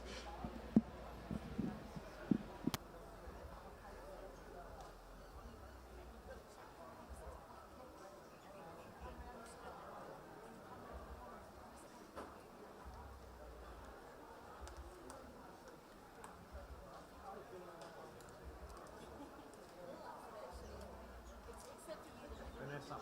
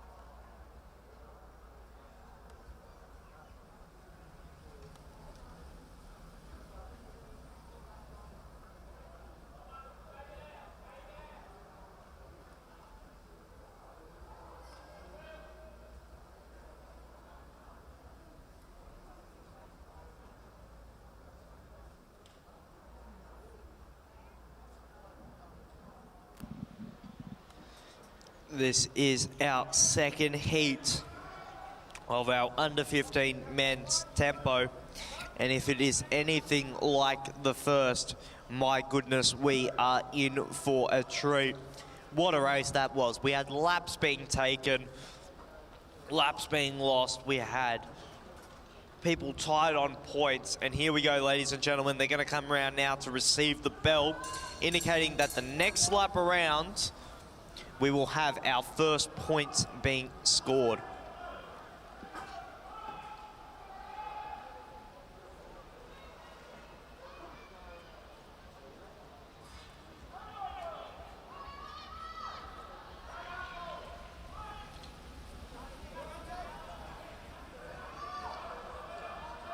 Charlie Pearson, ladies and gentlemen.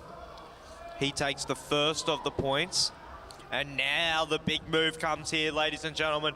Two of the riders that have been super strong, Lucas Stribic and Adama. Lucas Stribic now, he leads. He picks up his point. Adama locked in on the wheel. Stribic, look how smooth he's looking.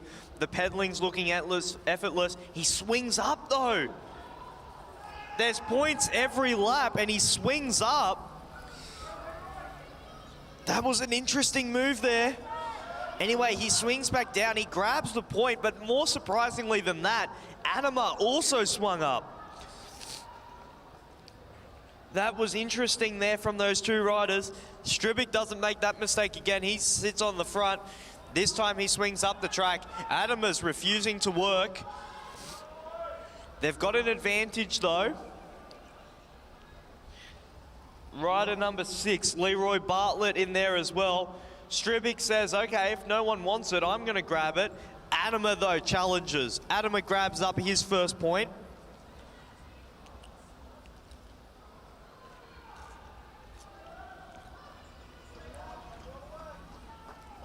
Stribic back to the front, controlling the pace.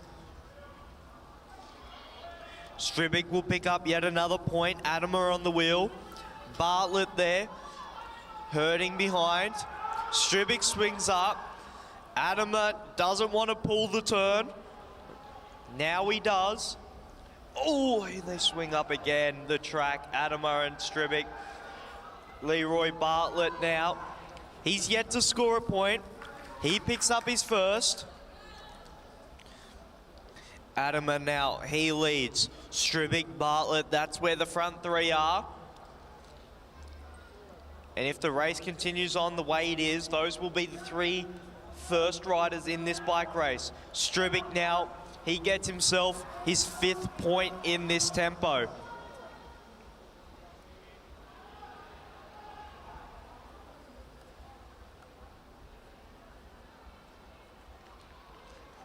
Leroy Bartlett leads now, but he's going to be challenged on the hip by Adama.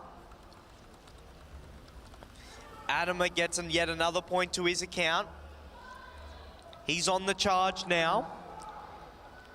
Stribic tucked in on the wheel. Is he going to try and spoil the party here for Adama? We have to wait and see. Adama leads into the front straight. Stribic, yes, Stribic. He comes around, he picks up another point, and he continues on with it as well. Bit of a mix-up there as he comes past a couple of the riders. Stribic now on the charge. We look to the commissaires to determine who is the front of this bike race. The commissaires point over to the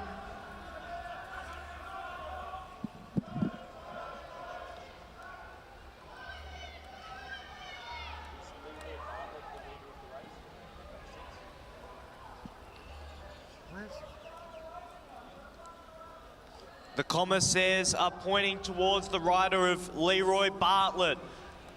Leroy Bartlett is the leader of this race, so he's the one that is scoring the points at the moment. Stribic has been credited with scoring the lap. Likewise, Adama. Bartlett, though, just didn't get back onto terms with that main field, so Bartlett is still the one scoring the points here. Stribic, though, he wants to grab another lap. Stribic, he's got 3 laps to do it. Can he bring it back? Bartlett, though, he's scoring the points. Adama's currently sitting in 2nd position. I think that's where he will stay. Bartlett, I think, will stay in 3rd. Stribic for the win. Bartlett, though, if he can gain this lap, what will that do to the overall point standings?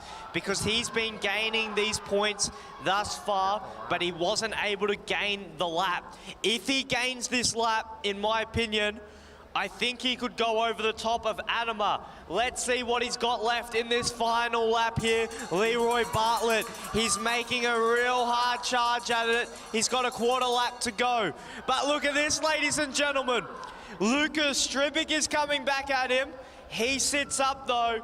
Leroy Bartlett, I think, will score the final point here. Quite able to get onto terms with them.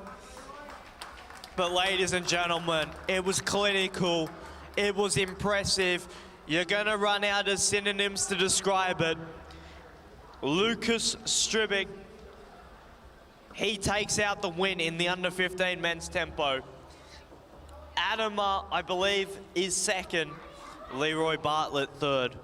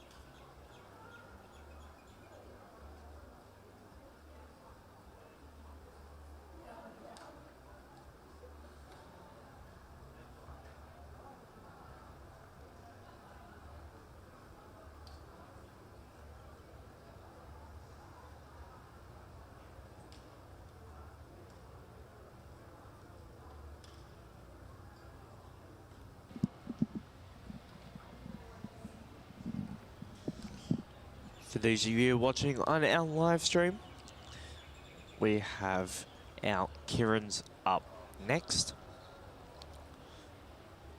So the motorbike will be going around to be warmed up, and then we are back for our program in the next couple of minutes or so.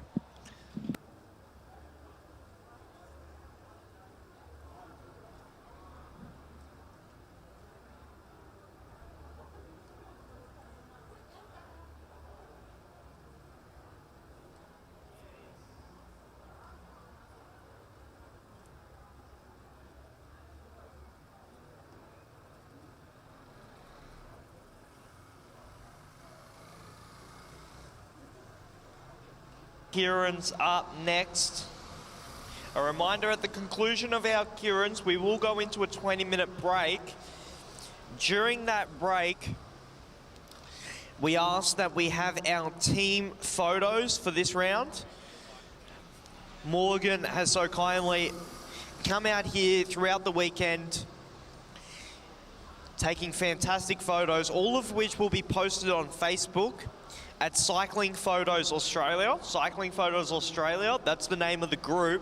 Join that group, say thank you to Morgan. He's in the yellow high-vis vest. Say thank you to him. He comes out here, he's a staple of the Dunc Velodrome.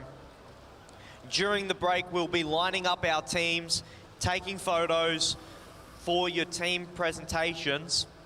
So make sure you grab your team together, team managers, make sure your team's still in the infield for those photos as we are ready to go for our under 17 women keirin.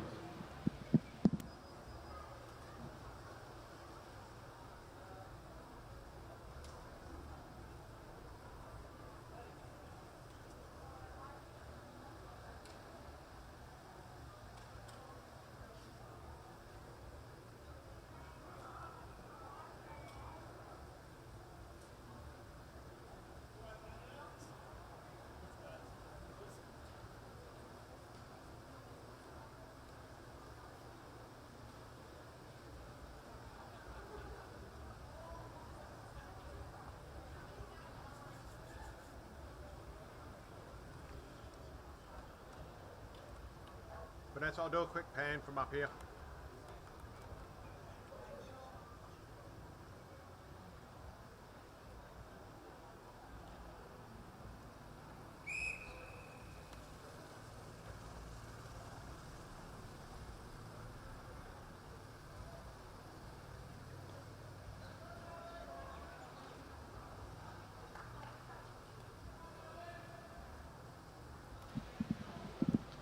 This is our first of our under 17 women's keirin. So these are the riders 5th, 6th and 7th from the heats this morning. We've got Hayley Allen, Erica Black, Punksal, Olivia Joan Auld and Olive Dale.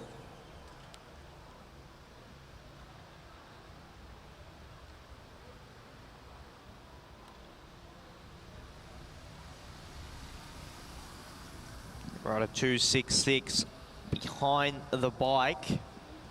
No change to their starting positions.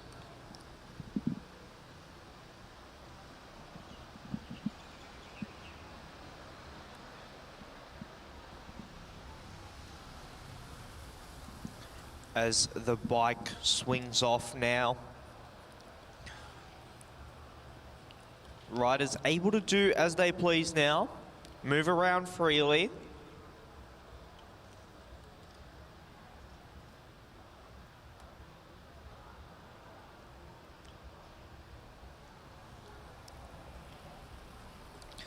Shavi, head on a swivel, looking around. Claiming the sprinter's lane. Looking to see where the challenge is coming from behind.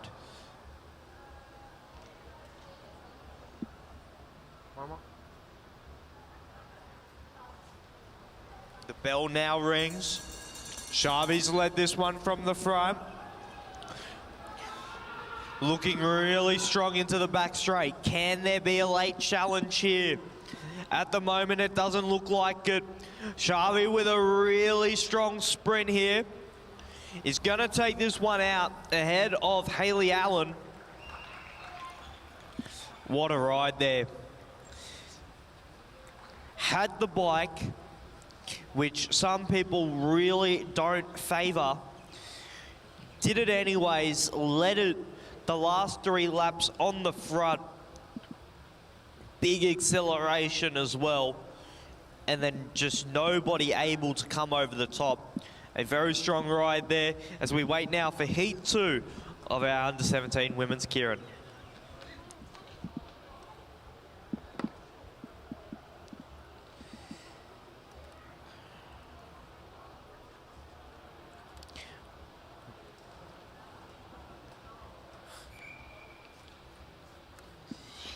And this is a bit of a reminder. I'll make it an announcement again later on. But for our under-17 riders from New South Wales, if you are interested in the New South Wales Institute of Sport cycling program and any events that may come with it, Daryl Impey was here yesterday and he's left me with a message that there is an expression of interest form located near the Commissaire's box. So any of our under-17 riders from New South Wales, if you're interested in the New South Wales Institute of Sport, please leave your details there.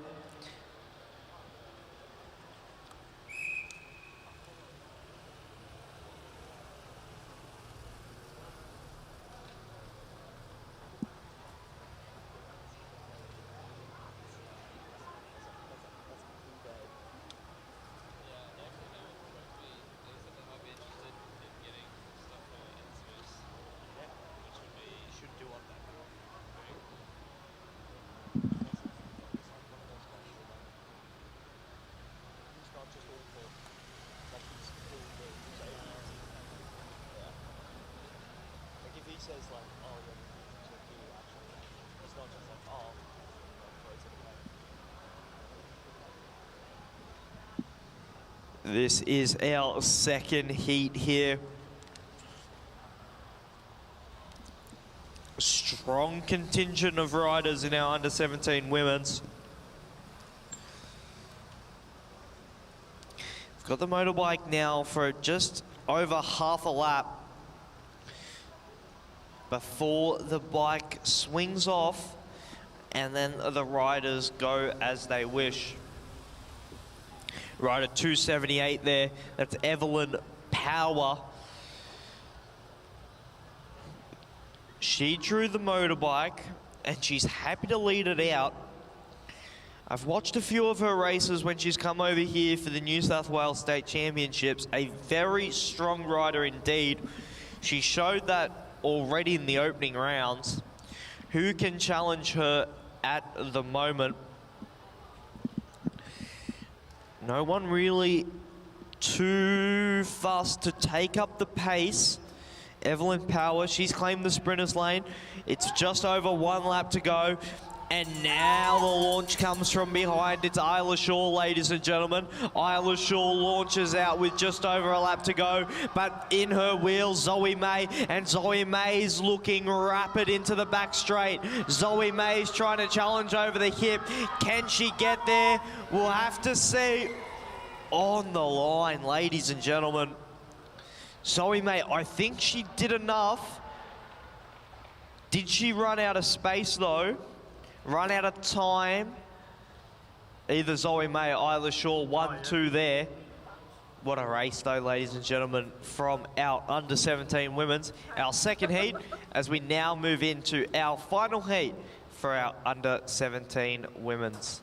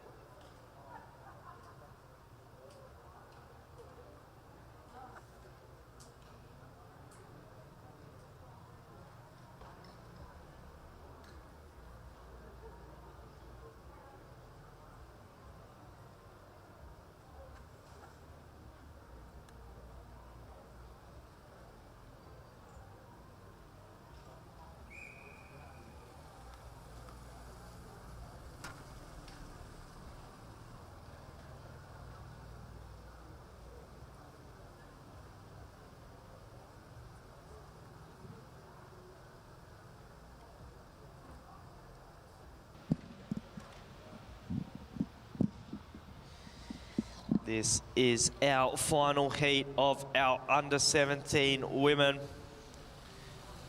These were the riders that were first or second in their heat. So these are the best of the best in our under-17 women's. Let me talk you through our riders. We got Maddie Douglas-Savage, Jenna Gallagher, Hannah Walters, Allegra Beratoff, Ruby Savage, and Ava Gidget-Rogers. Hannah Walters, the rider on the bike. She had a fantastic scratch elim, launched it out early. Just caught in the final stages, and the one that spoiled her party, Ava Gidget-Rogers, is there, and she's got the rider of Jenna Gallagher on the wheel. Ladies and gentlemen, this is a race to watch. We have a stacked field here in our under-17 women's, no short of talent whatsoever. Leading them is Walters. Behind her, Savage. On her hip, Beratoff, Rogers, Gallagher, and then rounding them out is the rider of Douglas-Savage. Beratoff now, she makes her move into the back straight. They've got 1.5 laps to go. Where's the rider of Gallagher? Probably the rider with the fastest kick in this move. Here we go. Beratoff launches first. So does Gallagher, ladies and gentlemen. It's 3 wide. Gallagher comes over the top, but she's got herself a Rogers in the wheel. Rogers is coming over the top. It's a drag race now into the final. Rogers is coming with the momentum though. Rogers takes it out. Gallagher, I think, held on for second, but Douglas-Savage came with a lot of speed. I think just ran out of room in the finale. But I think Gallagher second, but ladies and gentlemen, undisputed, Ava Gidget-Rogers. She takes it out, dominant fashion there, ladies and gentlemen, as we have the first of our under-17 men's keirins.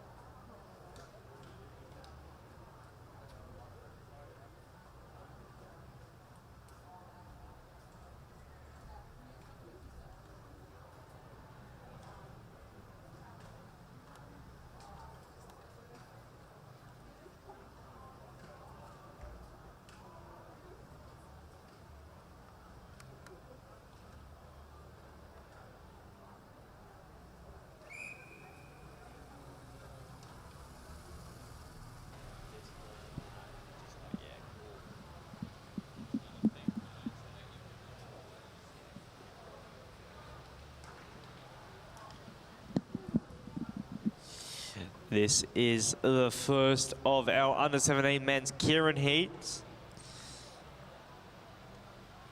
Confirmation of that final result there. Ava Gidget Rogers takes it ahead of Gallagher, and then Douglas Savage in third. A reminder, at the conclusion of these keirins, we will be doing team photographs, courtesy of Morgan Ho.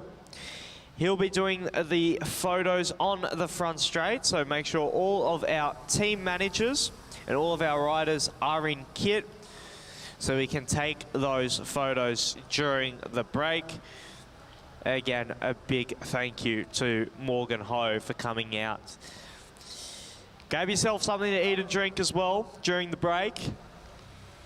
The Bankstown Sports Cycling Club, they've been working tirelessly there to grab all your food and drink needs sorted as we turn our attention to the under-17 men's keirin. It's been lit up here from one of our riders from the Illawarra Cycling Club. Not wanting to wait around here. That's rider 125, taking the race on early with 1.5 laps to go, I should say. Tucked in on the wheel though, rider 115, that's Hunter Davis. Hunter Davis, can he use it as a springboard? Yes, he can, ladies and gentlemen. He kicks around into the back straight. Does anyone have enough to challenge him over the top, or is Hunter Davis going to roll away with this one? Hunter Davis, he takes it out. A great ride from him. He used his time wisely, sat in the wheels. Hugo Alcock, the one to launch it out early. Made the race exciting. My apologies, James Allen, the Illawarra rider, to launch out early.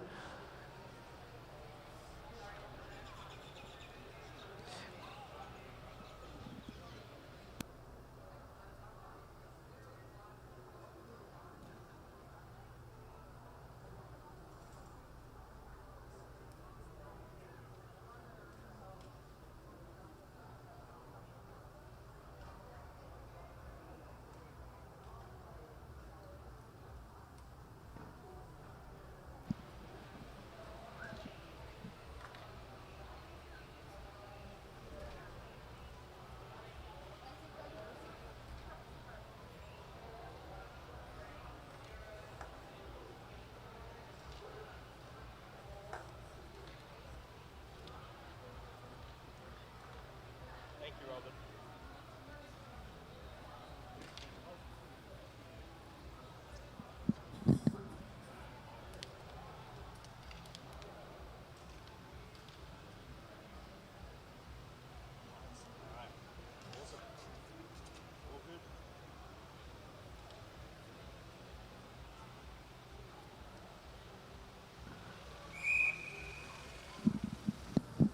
As we roll out here, the second heat of our under-17s. There's a new menu item down at the Bankstown Sports Cycling Club canteen, one that I didn't even know about. We've got ourselves meat pies here. Yes, what better way to celebrate track cycling than grabbing yourself a meat pie, putting some sauce in it. I will judge if it's anything other than tomato, but you know, you can do you. Grab yourself a meat pie, grab yourself something to drink while we come into this break with the final keirins here. We've got your warm, hot pies ready to go.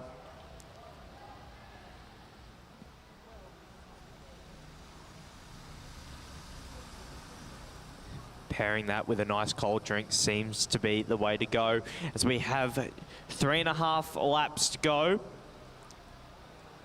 in our second heat of our under-17 men. A big complement of riders here, 7 riders out on the track.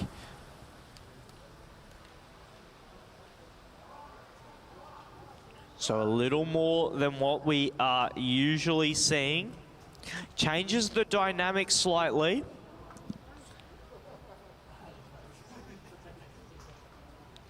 Because you've got that extra person to look out for.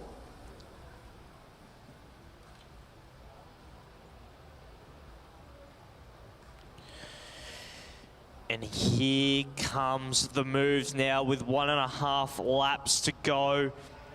The big charge at the bottom, that's rider 111, that's Lewis Wilkes. He's got the pace on, but he's getting challenged here from behind. Billy O in there as well, but riding away with this one, it looks to be the rider of Max Edwards, I believe. There it is, Max Edwards. He takes a look around. He takes it out. Billy O, I think, does enough for second position. But Max Edwards, ladies and gentlemen, too much pace, too much strength. He takes it out.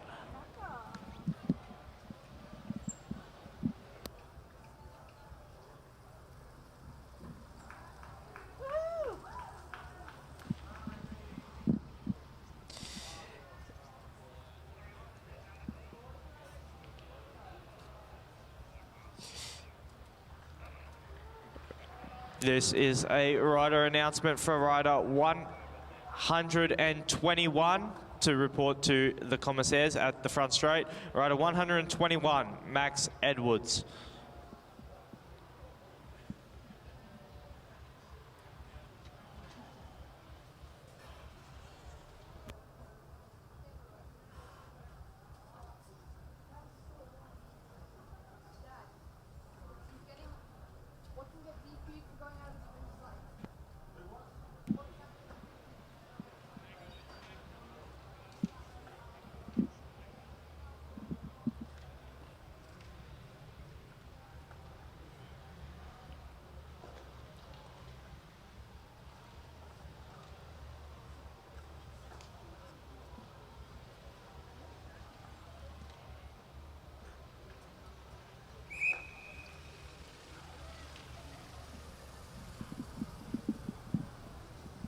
And here they are rolling out. This is heat number 3 of our under 17 men's.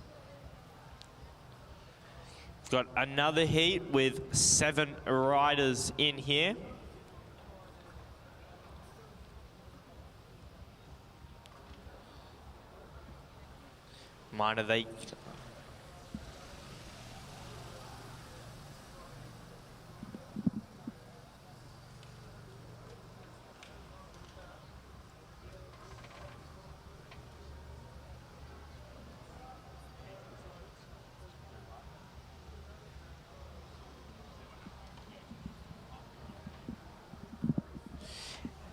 We've got rider 148, Asher Olsen on the bike.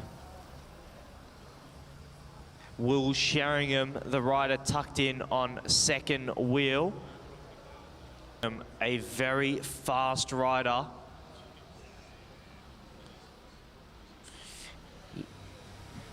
Always knows where to put himself in a really good position.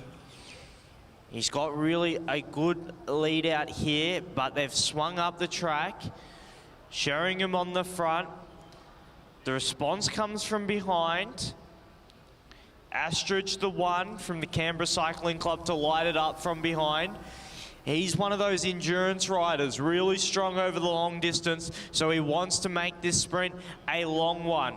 Astridge now, he leads it on his hip. Rider 141 now, powering way over the top. Rider 141 is going forward into the back straight. That's Seth Harrison, ladies and gentlemen. He's shown him a clean set of wheels here as the charge comes now from the Carnegie Caulfield Cycling Club. That's rider 117, Ewan Brown, will take out second.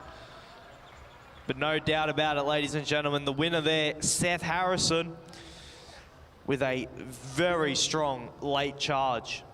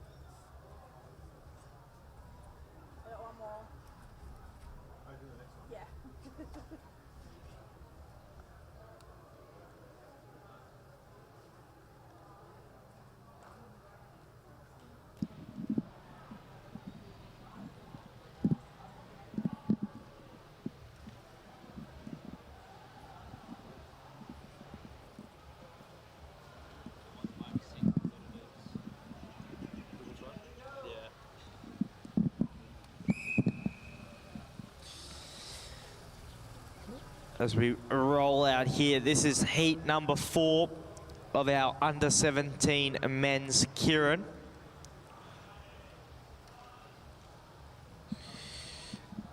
Another keirin with 7 riders in it. Like I said, changes the dynamic quite a lot. That one additional rider is just another rider you got to pay attention for. Another rider has to be accounted for. Looking through the start list here, we have Elliot Burney, Hugo Alcock, Joshua Moore, Luca Zucchiatti, Jet Stokes, as well as Luca Schmidtke and Jackson McDonald.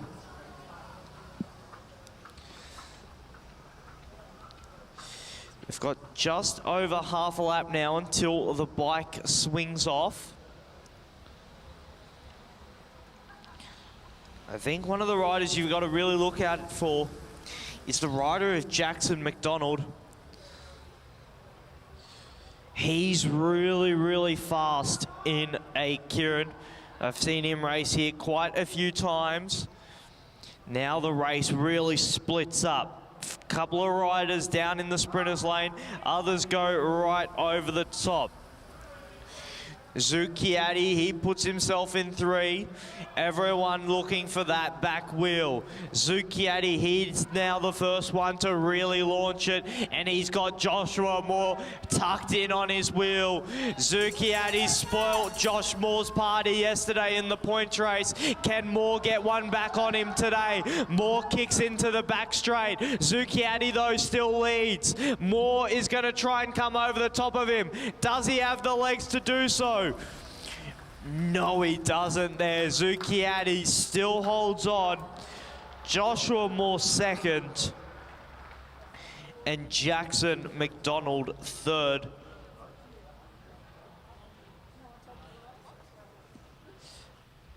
Couple of those Velo Pro Aero socks out in force today. And if you want to grab yourself a pair, come on up to the grandstand here. Neil is here. He's been here the entire weekend. He's got some really good stuff for you.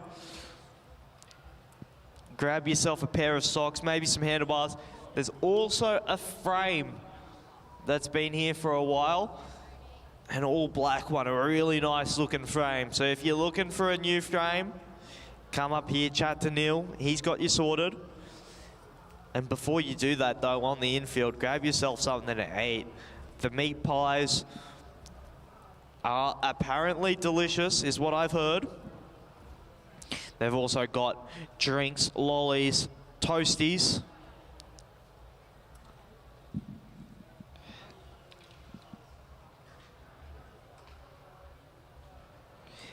And another reminder for our under-17 New South Wales riders. Daryl Impey was here yesterday. He's left an EOI form for any of those interested in the New South Wales Institute of Sport.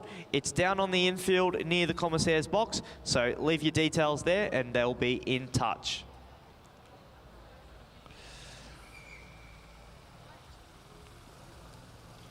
You gonna say something?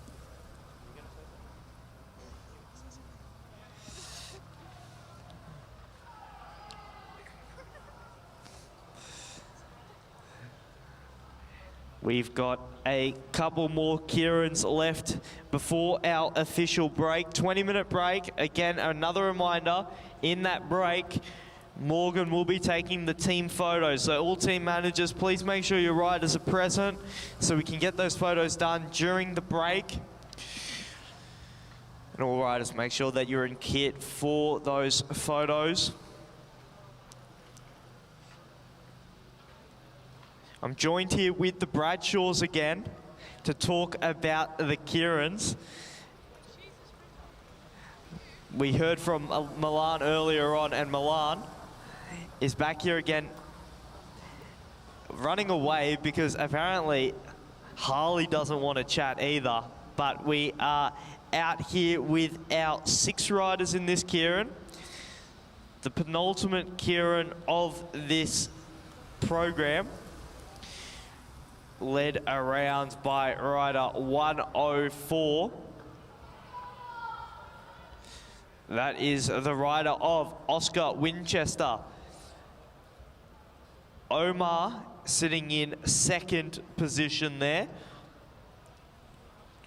Rider 102 in 3rd. That's Cam Franks. Omar's got his head on a swivel at the moment.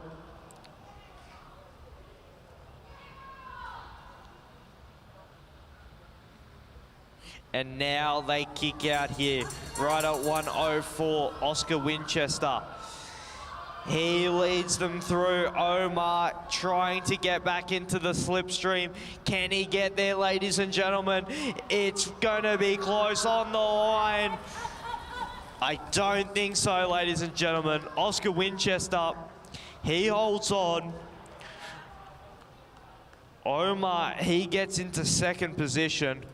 What a race there from our young riders.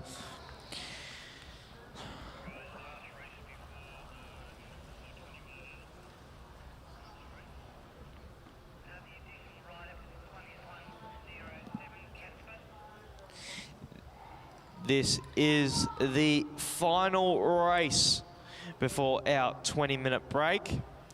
In that 20-minute break, grab yourself something to eat, come up to the Velo Pro store, have a chat with Neil, grab yourself some bike goodies.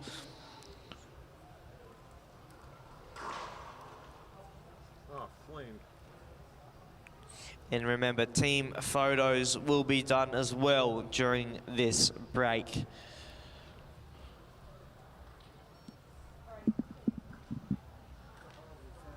Oh, it is. Oh, I know the rider. It's horrible. Oh.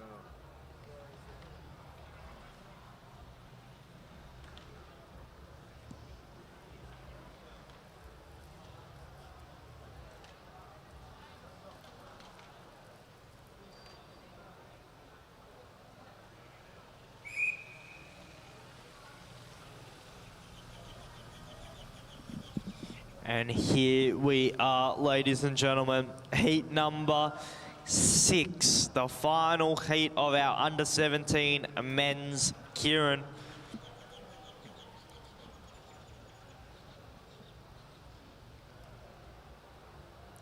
We have a complement of 7 riders within this heat.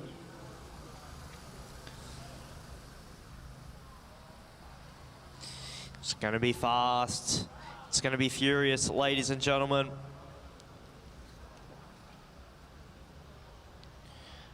Let's have a look at some of the names. We've got Lachlan Ermit. We've got Cooper Farr in there. We've got Reuben Shepherd. We've got Tyler Knuth. We've got rider 107. That's Casper Chong. We've also got Harvey Challenor there. He's sitting in 2nd last position at the moment. Behind him, only Joseph Natoli. The bike peels off. 3 laps left to decide this one. No one committed to the front. Oscar, the only one on the inside. My apologies, Casper, the only one on the inside. Cooper Farr, he's locked in on the wheel of Lachlan Ermit. He's got eyes for that back wheel. He's not looking anywhere else. Lachlan Ermit, though, he's looking left. He's looking right. He kicks first. Casper benefits from that because he gets right into that slipstream. Now the bell goes. Lachlan Hermit, he leads. Casper gets into the slipstream. Can he come around? Ruben Shepherd, though, can come around, ladies and gentlemen. Ruben Shepherd has got the pace. Does he have enough time to get around? Yes, he does, ladies and gentlemen. Ruben Shepherd takes it. Tyler Cuniff, I think, in second. But we wait on the official results, of course. But ladies and gentlemen, we now have our official break, 20-minute break. In that time, please make sure you grab yourself something to eat. And I'm joined here again with Neil. Neil, during this break, I expect a lot of people to come see you. What can they expect from what you've got up here at the store? As always, we've always got the Aero socks, which all the juniors love. We don't have much stock left, especially for the spotted socks, the green and the pink socks. There's low stock left. We still have lots of glasses left. Come have a look. You can try them on. Same with the skin suits and bibs and jerseys. And also shoe covers. You can come try them on, have a feel. And yeah, whatever you need, come up, ask me questions, and I'll give you some answers. I have been noticing a lot of the juniors have been rocking the socks. They seem to be very popular. So Neil's saying low stock on the Aero socks, so be sure to grab them up here as well. Neil, talk us through a little bit else. I see you've got a few handlebars there. A lot of juniors very interested in the handlebars. I've seen them all coming to feel them out. What are some of the handlebars that you've got in stock for us today? Well, we've got sprinters and enduro bars. We just brought in the new sprint bars in, which is a new profile. Everyone loves the look. It looks nice. It feels nice. And we've got them at discount right now. So they're for $350 rather than $400. If anyone wants to come have a look, feel free. And then we've also got our almost new enduro bars, which have the nice hooded, which comes inwards, which, you know, if you're upgrading to under 19, it's a good idea to come have a look at those. Perfect. Thank you very much, Neil. Neil, ladies and gentlemen, he's been here throughout the entire weekend. He's got all the goods on sale that you could possibly need for track cycling, whether it's for your kid or maybe even yourself if you're a rider as well. Come out, check out Neil at the VeloPro store up at the grandstand. Grab yourself something to eat from the Bankstown Sports Cycling Club canteen as well. And Neil, thank you very much for coming out again. Thank you. I appreciate it. No worries. Neil, ladies and gentlemen, come check him out during this break.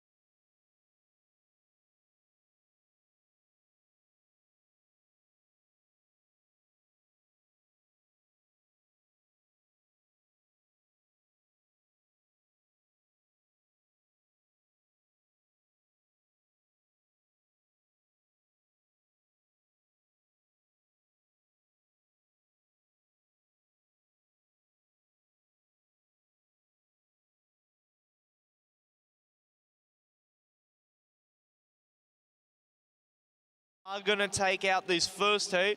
They're going to set the early benchmark, 58.878. So they're the first team to go sub-minute.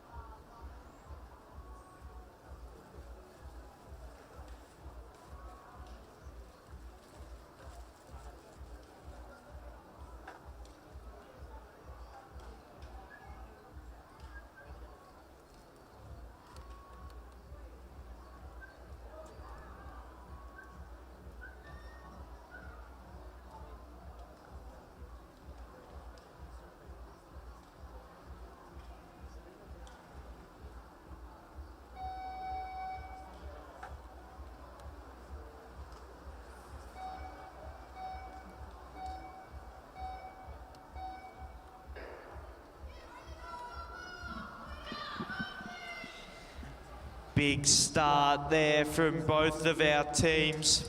We've got the combined Bathurst Orange team here, as well as the Balmoral team.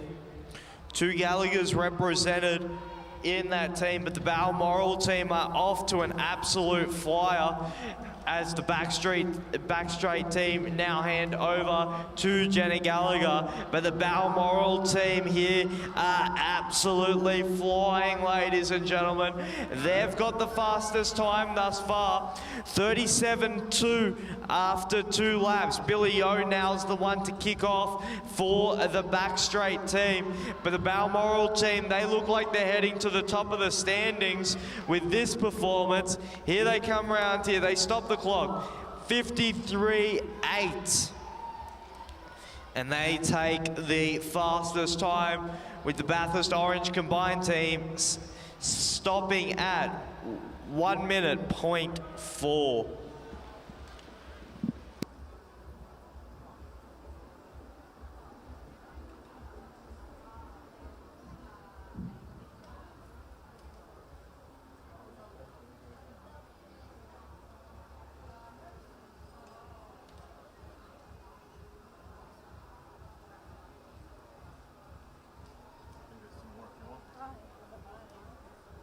I'm going to duck off soon after Paddy's last.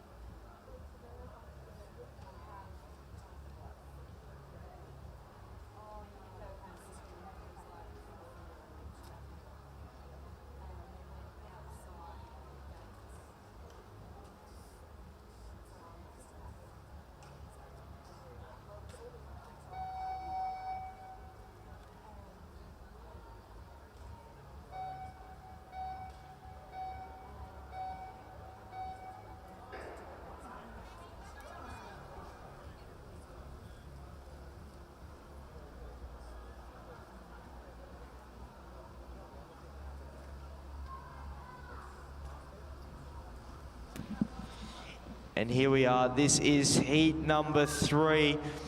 We've got the Queensland team as well as the Canberra team here.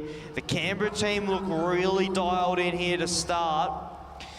They left that gap off the wheel, which is the way to do it. You want to have a run up at the wheel. 2 Astrages represented in this team. And here they go now. What is the time? They've got the 2nd fastest time thus far. Will Astrage now the one to bring it home? Does he have the pace to challenge that Balmoral benchmark that was set just last heat? Here we go. Will Astrage to split the time? 55.6. So they go into the 2nd fastest time. The Queensland team in 5th for the moment with a minute 0.9.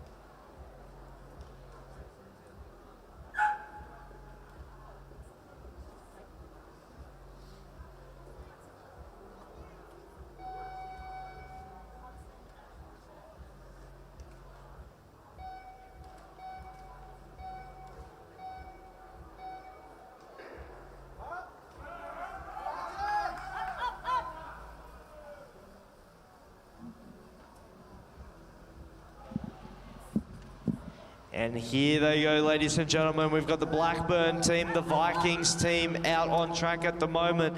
This is the way to do it. You want to leave a little bit of gap to your first rider and get the run at that back wheel. What are their times? 3rd and 4th respectively. Blackburn just slightly have an advantage now, but it's really neck and neck. I think Blackburn still have the lead in this heat. They're really going for it here, ladies and gentlemen, as they receive the bell. 1 lap to go. Still nothing in it, just 0.05 seconds. They're still in 3rd and 4th respectively, but the Vikings are really coming back in it in this final lap. I think the Vikings are going to take this one. Ran out of gas there in the final lap. The Vikings take it. They have the 3rd fastest time provisionally, 57.1.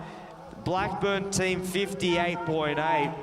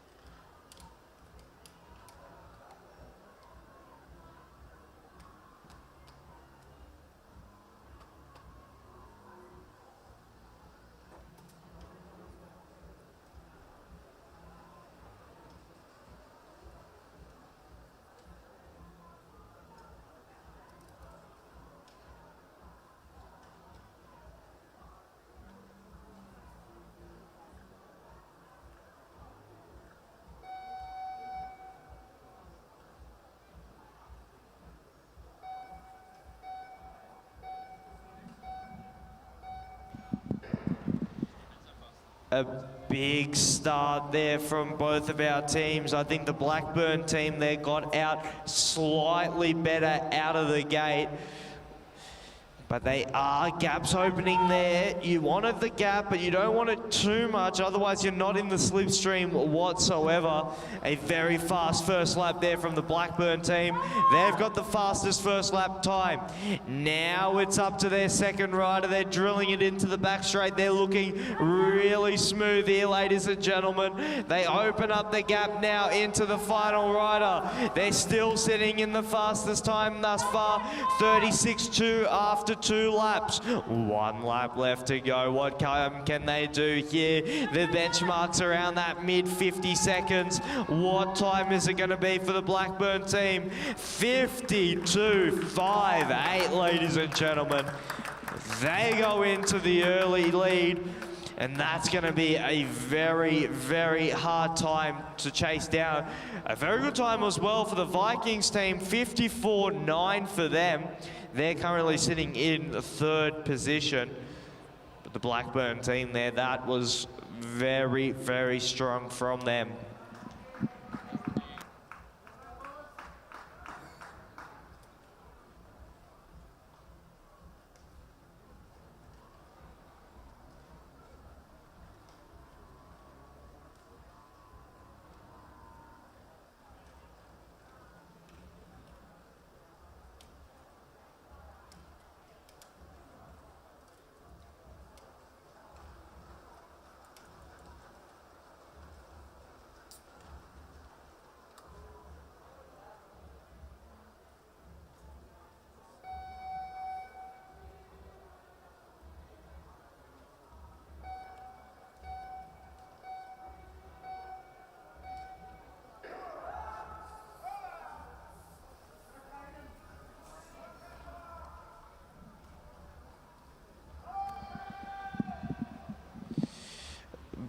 Both the Blackburn and Dulwich teams out of the gates well. The Blackburn team with a slight advantage after the 1st lap, with the 5th fastest time thus far. Dulwich with the 12th fastest time. They get into their work, the second riders now. The Blackburn team coming through the finish line now with 1 lap left to go. They're gonna come close to catching the Dulwich team here. Strong ride from the Blackburn team.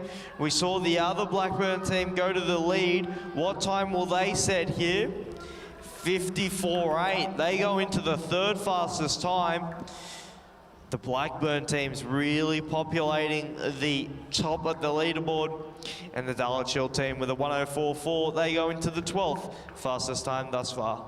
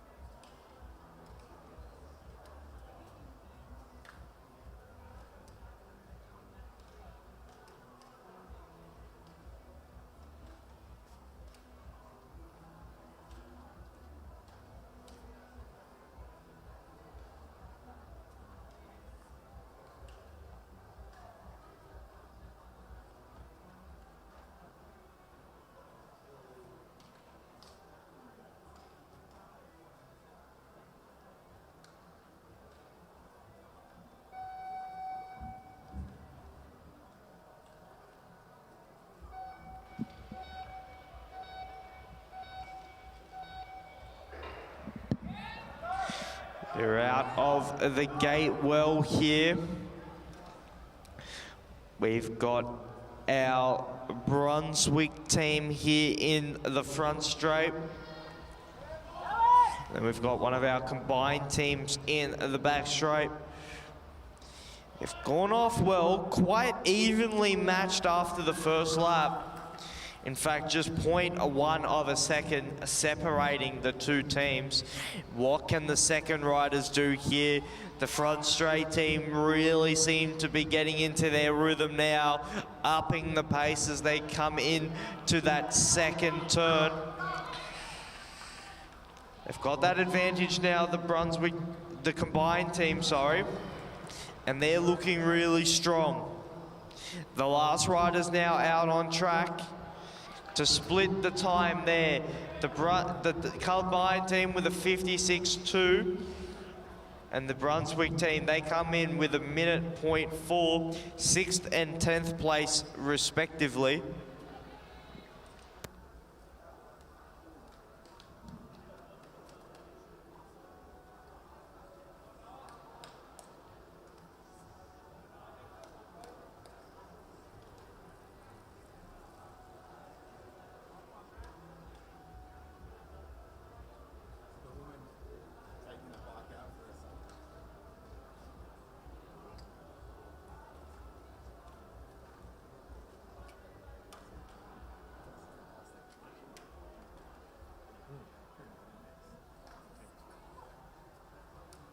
That's pretty cool.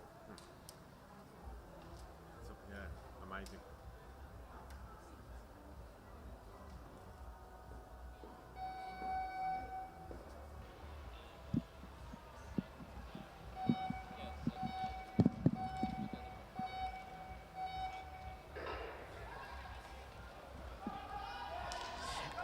And they are off underway here, ladies and gentlemen.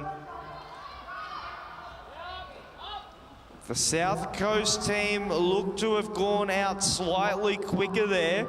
They've got a really well-dialed machine here.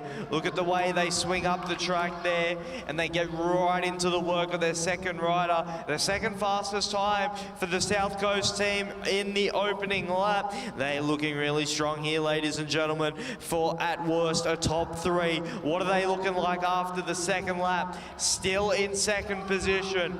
What can Tyler Kniff do in this final lap? He's looking really strong, ladies and gentlemen. Could we see a new fastest time here? It's going to be close, and it is, ladies and gentlemen. Here we are, the South Coast team. They go to the top of the standings with a 51.86 time. What a ride there from the South Coast team. They went out really strong, sitting in second, and then a big final lap there from Tyler Kniff brought them home, brought them into the race lead. I believe the only team to go sub 52 with 51.8. That's the time to beat. What can the other teams do?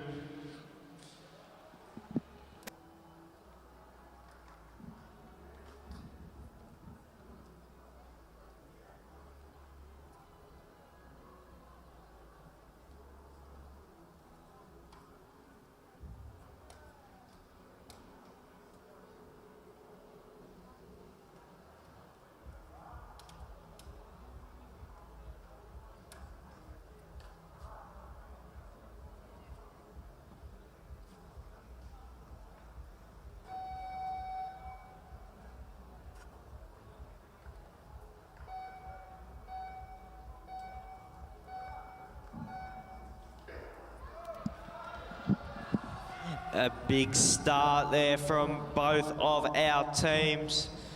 The Carnegie Caulfield rider, Amara's got out really fast there, left the rest of the team behind. That is certainly not ideal there. They swing up the track. The Carnegie Caulfield team with the second fastest first lap time, but that was measured off the first rider. Now Gooley gets into his work for the South Coast Cycling Club team. What is the split after the second lap here? South Coast down into 9th, Carnegie into 10th. What can happen in this final lap here? Both teams looking for a top 10 result here. It's going to be close on the line. The South Coast team in 8th with a 57.04. The Carnegie Caulfield team, 57.47. Both top 10 provisionally. And a great ride from both of those teams.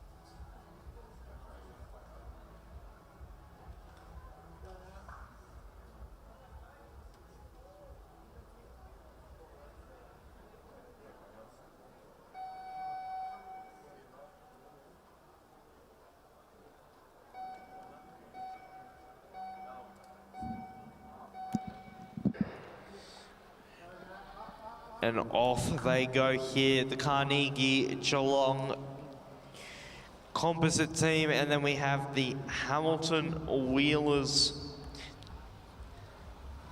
team in the backstraight. Strong off the line from both of these teams. A slight advantage to the backstraight, splitting at a 23-second first lap. But now they really get into their work when they've got the second rider through here. What be after the second? We're looking at a 39.3. Sixth the fastest time for them. They're on track here for a top 10. Can they possibly go through to a top 5? Let's have a look what the final rider can do here. They slipped to 7th, but still a very strong time from the Hamilton Wheelers team. 55.7 for them. The Carnegie Geelong composite, they stopped the clock at 104.0 with the 19th fastest time.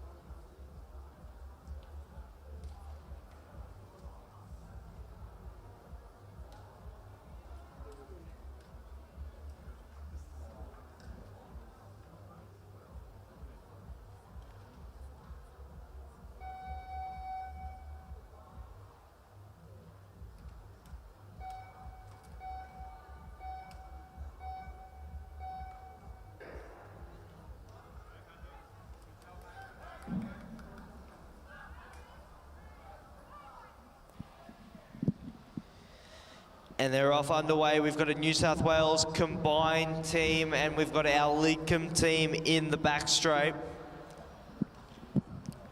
Led here by Jaden Matty. Goes into Zoe May. They're looking really strong, the back straight team. 10th fastest first lap. Zoe May getting into her work now. Likewise, our front straight team, Cooper Farr locked and loaded. He's ready to take over in this final lap. The Lidcombe team just outside the top 10, but they've got Lucas Strubic here. We've seen his form this weekend. He's taking their final lap. Can he bring them inside the top 10? Likewise, Cooper Farr. What can they do for their respective teams? Lidcombe finish at 11th at a 57.2. The New South Wales combined team at a 58.03.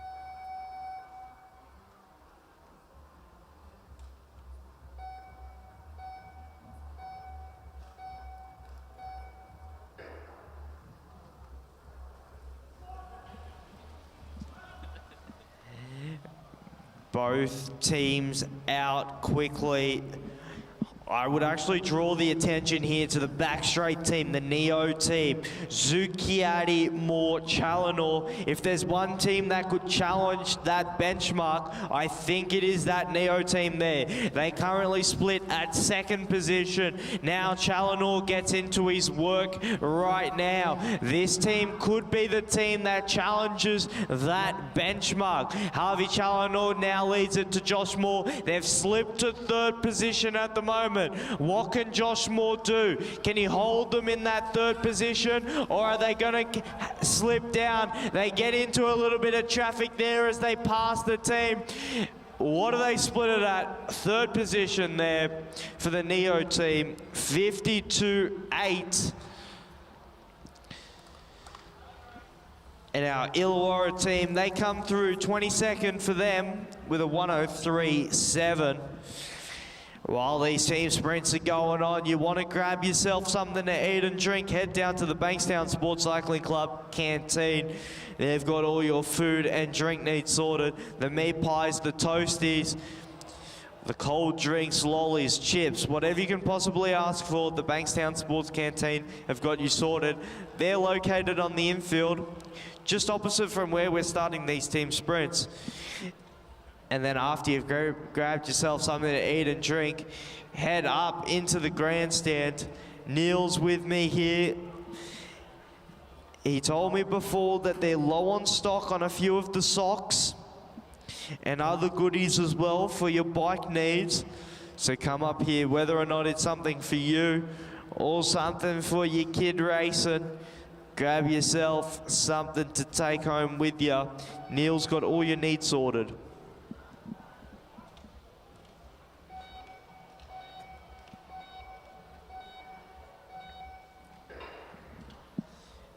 And they're underway, ladies and gentlemen. We've got our Illawarra team as well as a Neo Newcastle combined. Both teams getting off strongly.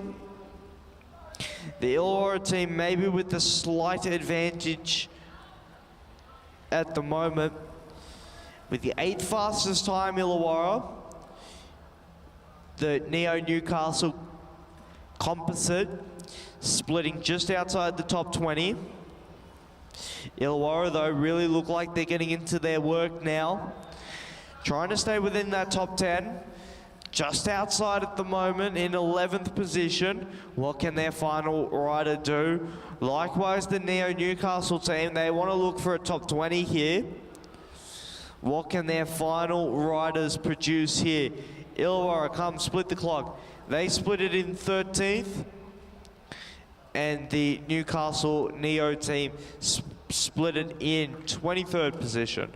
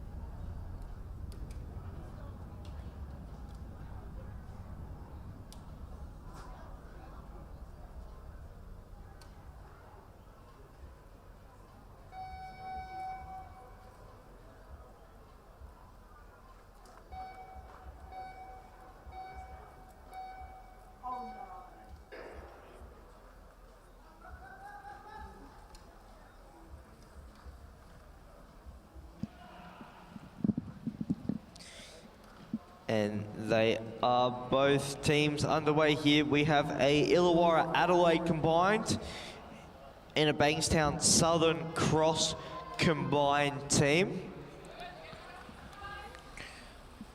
Both quite evenly split, about half a second in between it. Sheringham and Beretov now the two riders to take it up. Sheringham looking strong. Likewise, Beretov, what is the time looking like though? Both very close again, only half a second in it between them. Now on to their final riders. What can they produce in these closing stages? It's going to be close between these two teams. The Bankstown Southern Cross Composite, though, they cracked the top 10 in a 56.6. Just outside Illawarra and Adelaide with a 57.5.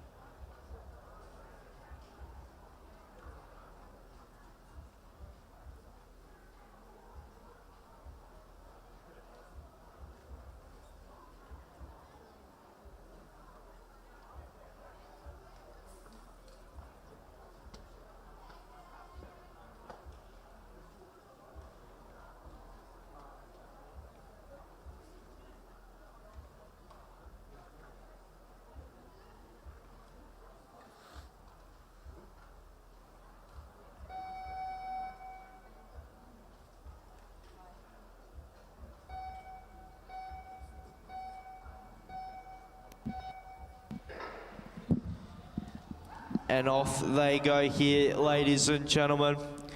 Both looking strong out of the gates. The WA team at the back, nicknamed the Very Funky Wheels team, with Declan Dyer and Ava Gidget-Rogers with some nice looking wheels here. Norwood, though, they get out quicker with the 23.3. Norwood looking strong with the advantage at the moment. What can they do in these closing stages here? 1 lap to go. The Norwood team, they are at the moment in 17th position. WA outside the top 20. Both teams will be looking for that as their goal. Norwood there with the 57.5. They move into 16th. The WA team into 25th with a 101.3.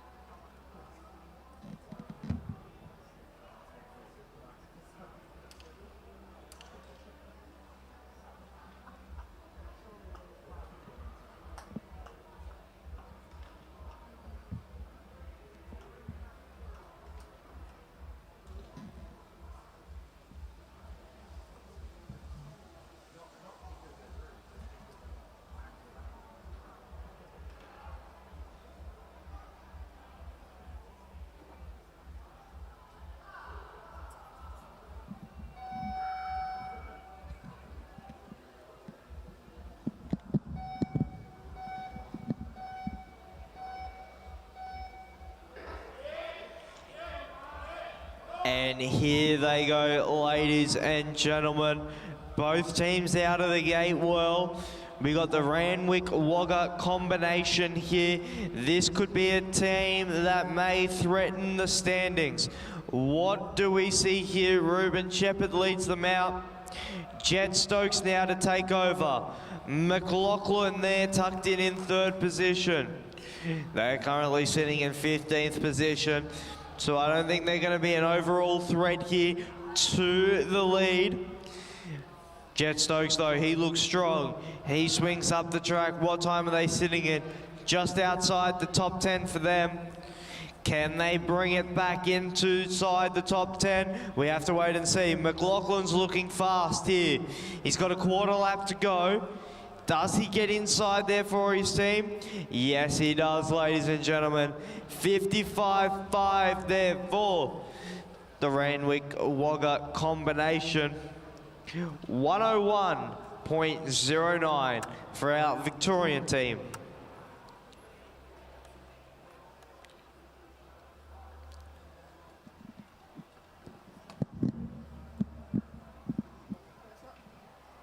Just for my last race, I'll do the girls' race, and then I've got to go.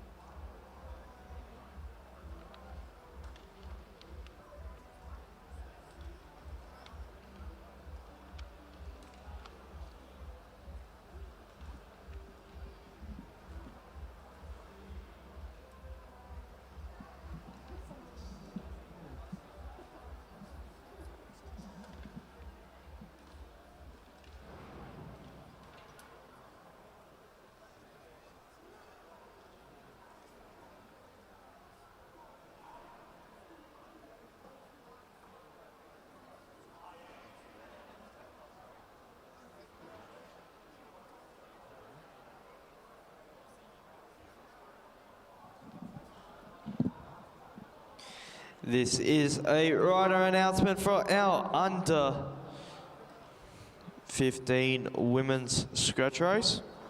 Our under 15 women's scratch race, please make your way to the marshalling area to commence your final race of the Australian Junior Truck Series Round 1 here at Dunc Velodrome.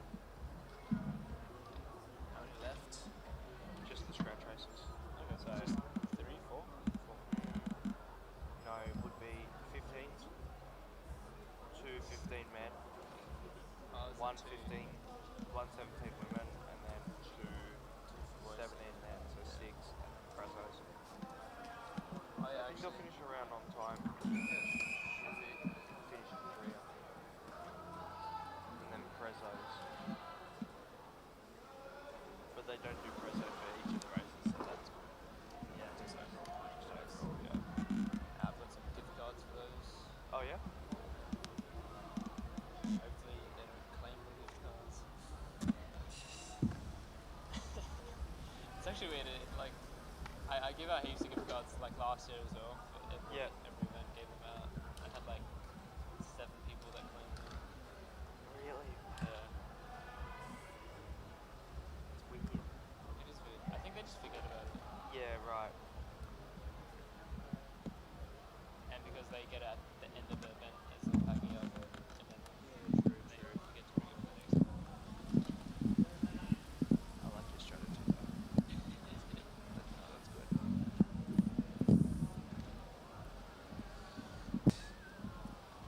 So we have our under 15 women's. This is their final race of the program. They've had a long, hard program here at the Australian Track Series. Freya as well.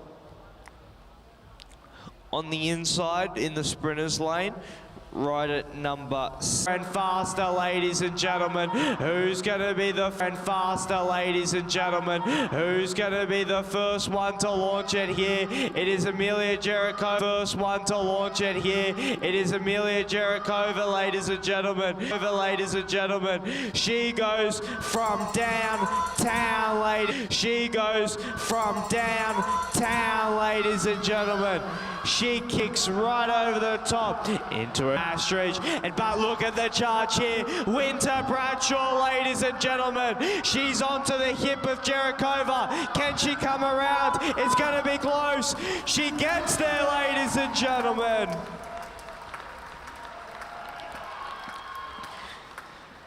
Winter Bradshaw, she takes it out. I think Amelia Jerikova did enough for second. But ladies and gentlemen, put your hands together. But ladies and gentlemen, put your hands together for the under 15 women's and your winner of the scratch race, Winter Bradshaw.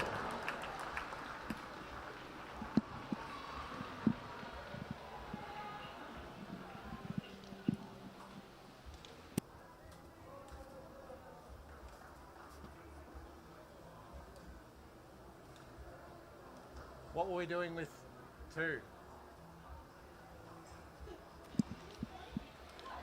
Front, back, middle, top, bottom. Will you tell me?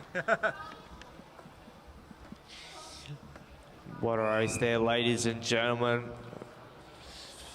We now move and turn our attention to the first of our under 15 men's heats. We have Sebastian Gallagher, Felix Henderson, Patrick Richardson, Peter Samuel, Hamish Smith, Leroy Bartlett, Arav Chakravarti, Henry Greek, Jonah Hall, Michael Woods, Zachary Thomas. Those are your Heat 1 here, ladies and gentlemen. In our 15 women, we saw a drag race for the first 8 or so laps. And then a big move there from Amelia, but stolen by Winter Bradshaw on the line. What will we see here from our under 15 men?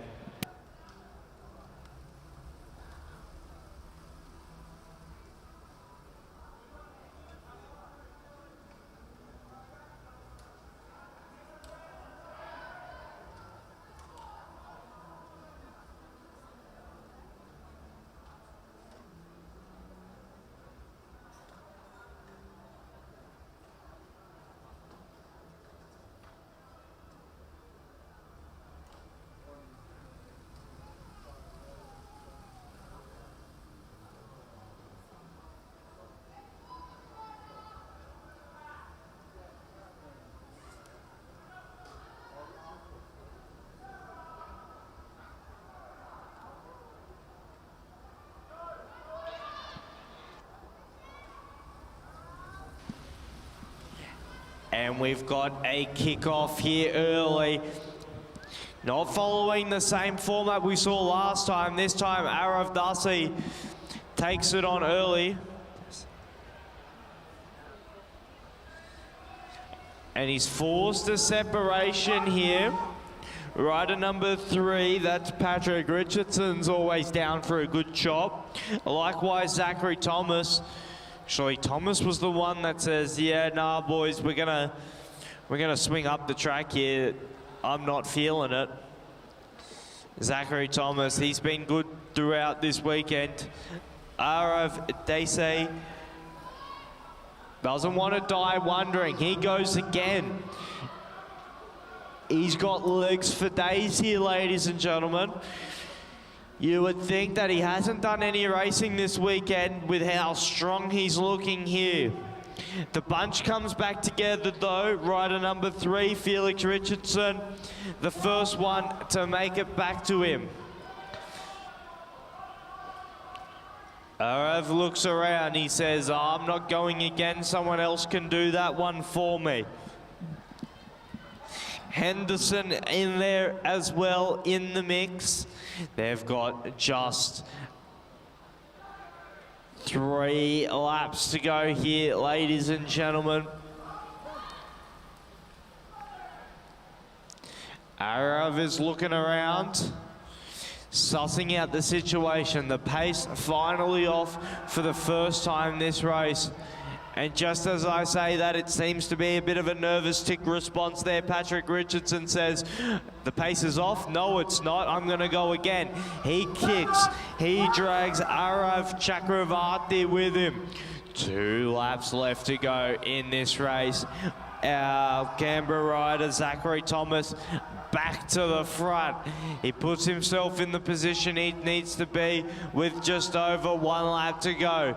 Zachary Thomas on the inside. He's being challenged by Patrick Richardson now. And now the crowd are really into it, ladies and gentlemen.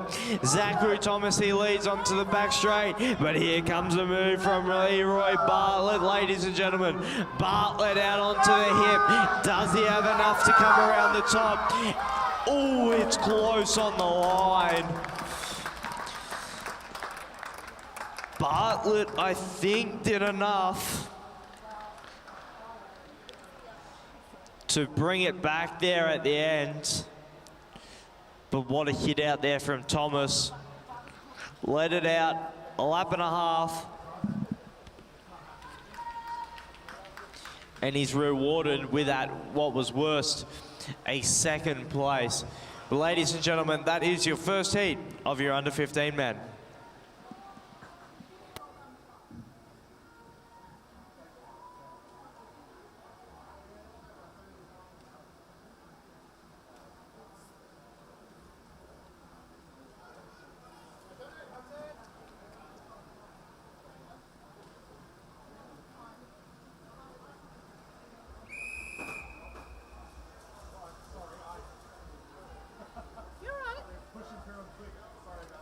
That's okay.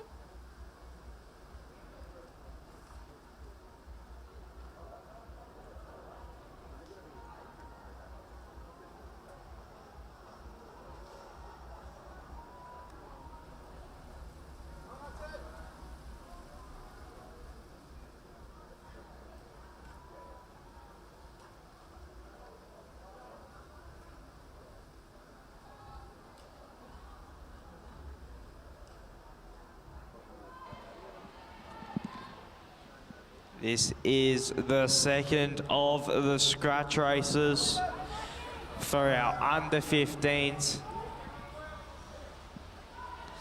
Lucas Stribic, the one putting on the pace like he has done so throughout this weekend of racing. Gourley now, he loves an early shout.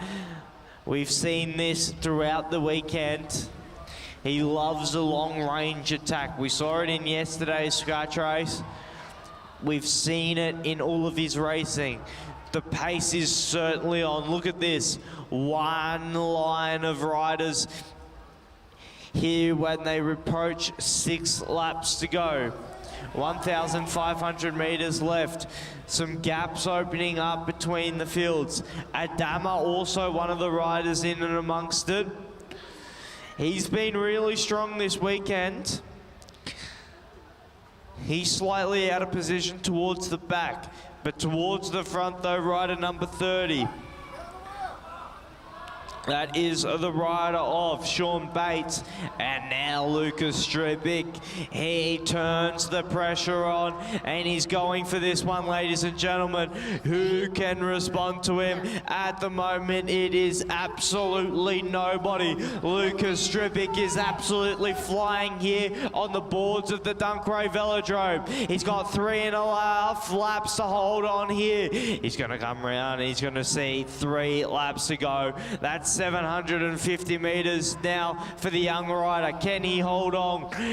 Bates is trying to do something about it. He's got Gooley in the wheel. Adama is not too far out of it. Bates is chasing. Stribic is looking strong. Bates has got about 30, maybe 40 metres now to get back on the terms with Stribic, but Stribic is just keeping the pace on, and he's not looking back until just then. Just over 1 lap to go now, Lucas Stribic, ladies and gentlemen. He's put on an absolute masterclass here in the under 15 men. He rode away from them with 4.5 laps to go, and he's not going to get caught here. The places are best going to be decided for second place in this race, because coming into the front straight, ladies and gentlemen, he's done it the entire weekend. Lucas Stribic, second place. It looks like Cooley. Bates trying to challenge. Joel Gourley, he'll take second. Sean Bates third. But ladies and gentlemen, put your hands together from the Wickham Auburn Cycling Club, Lucas Stribic.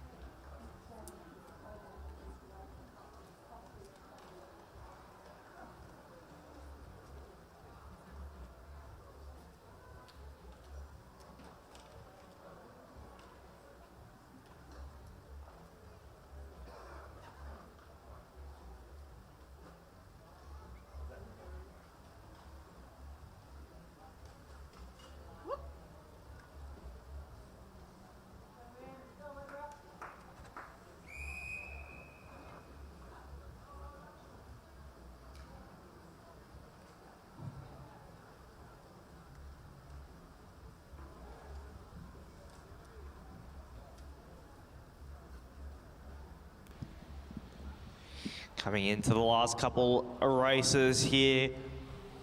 The Velodrome store still open. Neil has been here. He supports our junior cycling. He's got vouchers for our prize winners as well. He donates his time and effort and money to come out here and support the junior cycling. So if you want some gear to take home with you, or just to have a look at, Neil's here. He's got any questions you have, he's got the answers to them.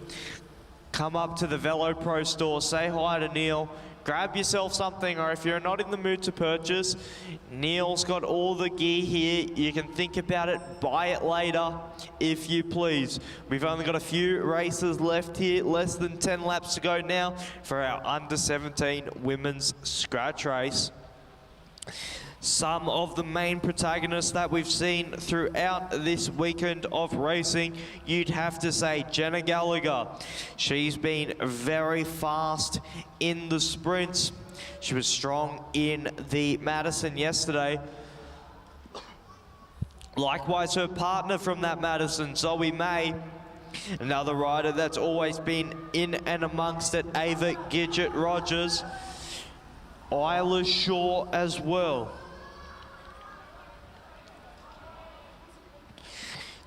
Those have been the main protagonists thus far. Allegra Berotov has done really well in her step up to the under 17 category, and she's on the front now.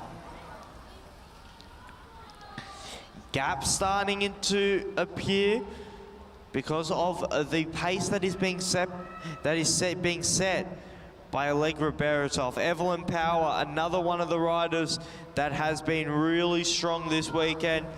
And now the move comes, rider 267. That is the rider of Matilda Trevorrow. She's marked by the rider Isla Shaw. Power there as well. The Allens following behind. We look now to see where our other riders are.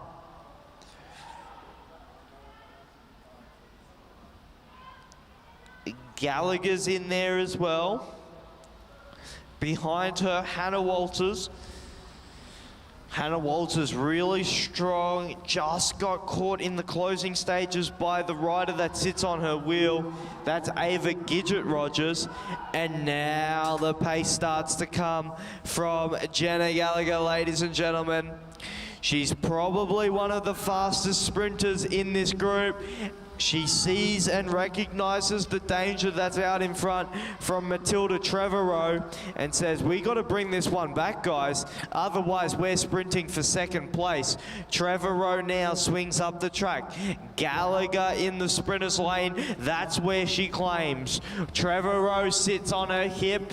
On hers is Ava Gidget-Rogers. It's the pace has come right back down in this under-17 women's field. It's the final race of the day, and Zoe May doesn't want to die wondering. May launches it with just over 1 lap to go. Gallagher gets into the slipstream. Rogers on her wheel. Shaw is there. All the pre-race favourites are towards the front. Ava Gidget-Rogers kicks into the back straight, but she's matched by Gallagher. Does Gallagher have anything left to give into the final straight? Rogers coming over the top. I think Rogers got there, ladies and gentlemen. We wait for the official confirmation from the commissaires, but I think Rogers got there ahead of Gallagher. Shaw into third. But what a race, ladies and gentlemen, and what a 2 days of racing it's been for our under-17 women. A fantastic competition for these riders. We wait on those official results, but ladies and gentlemen, the under-17 women, a fantastic program for them as we now move on to our final 2 races, our under-17 men's scratch races.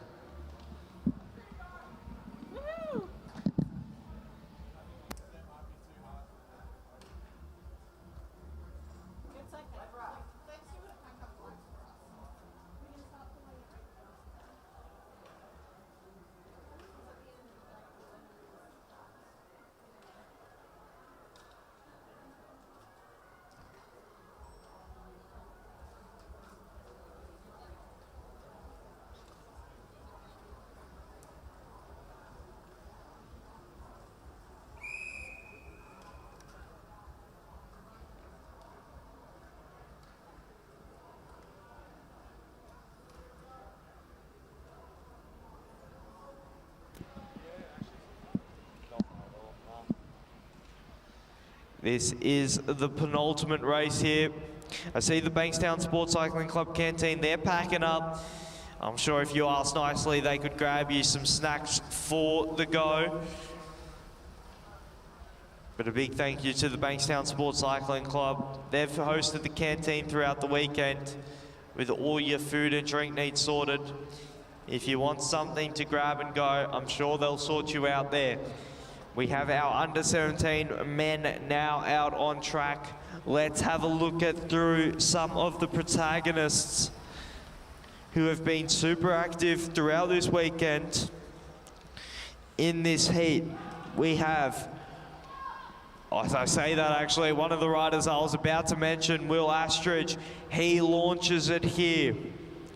Astridge is forcing a response from the rest of the peloton, because they know his quality, they've seen his form recently, but interestingly, Will Astridge, he got a gap, swung up the track, and continues to ride a hard tempo up the top of the track. And now he decides to recommit here to the front. One rider there caught in no man's land in the middle. The rest of the peloton are scrambling to try and pull him back. Astridge here, rider 101 there, Thomas Stevens. Not quite in the slipstream yet.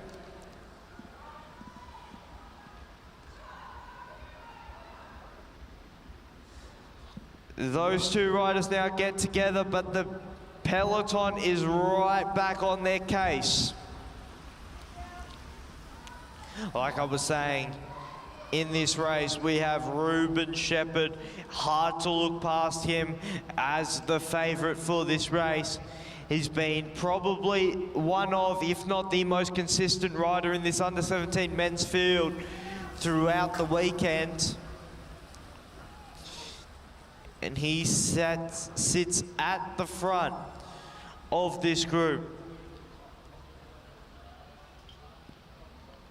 On his wheel, Joseph Natoli.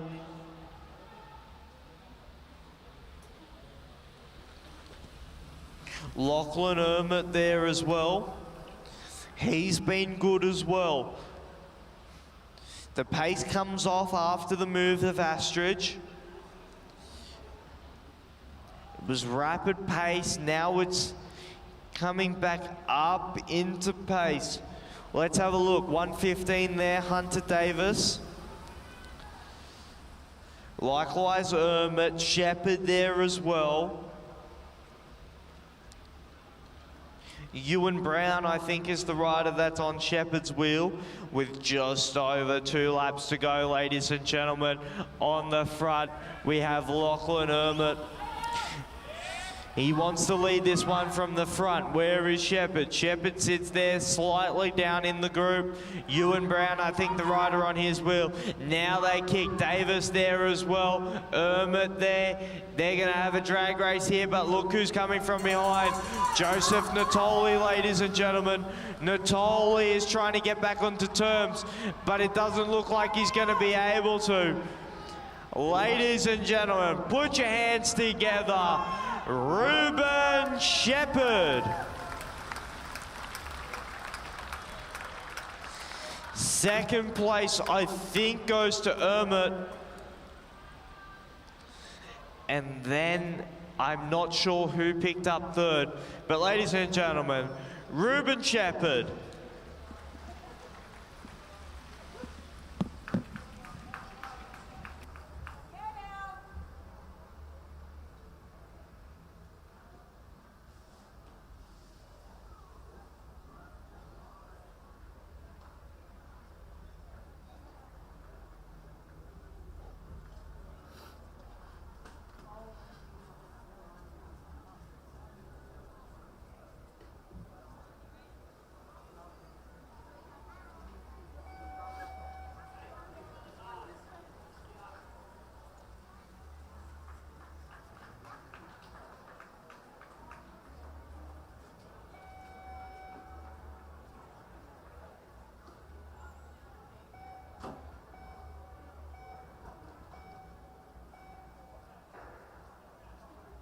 Wrong race.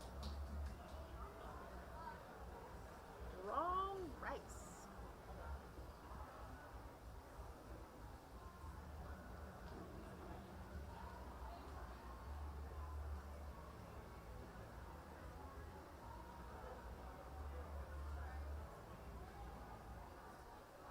Oh, here we go.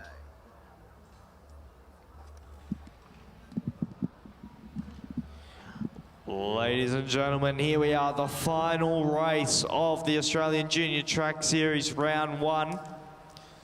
It is our under-17 men's scratch race. We started this weekend off with scratch races. We're gonna end them off with scratch races, and here we go. A big field here. Let me talk you through our names here. We've got Will Sheringham, Arnav Chakravarti, Casper Chung, Elliot Burney, Rigby Colgrave, Omar Kamizi, Cooper Farr, Hugo Barnes, Jacob Cork, Max Edwards, Gabriel Stephenson, Harvey Challenor, Joshua Moore, Lucas Zucchiati, Jet Stokes, Elliot Barrett, Tyler Kenneth, Seth Harrison, Asher Olson, George Sloan, Jacob McLaughlin. That is your start list for the final scratch race here, ladies and gentlemen. Less than 10 laps to go of the Dunc Velodrome after what's been a fantastic 2 days of racing.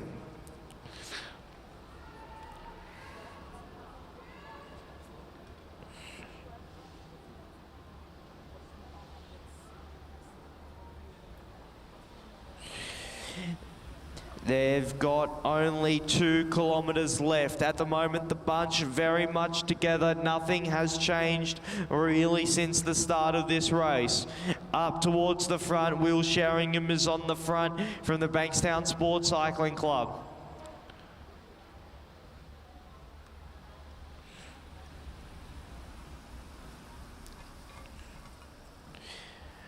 Will Sheringham, he leads them around.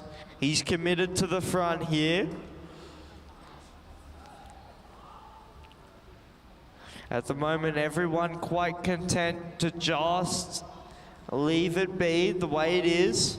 McLaughlin now, he makes a move towards the front. Zucchiatti present, Tyler Kunoff as well. You'd have to say, coming into this race, Zucchiatti probably the favourite. Maybe as well McLaughlin, Kunoff as well, has been ultra consistent. The shouts from the infield indicating that there's a move happening. But look at this, ladies and gentlemen, the tension is building in this race. 4 laps left to go. It is still Sheringham on the front. He's been there for the last 4 laps.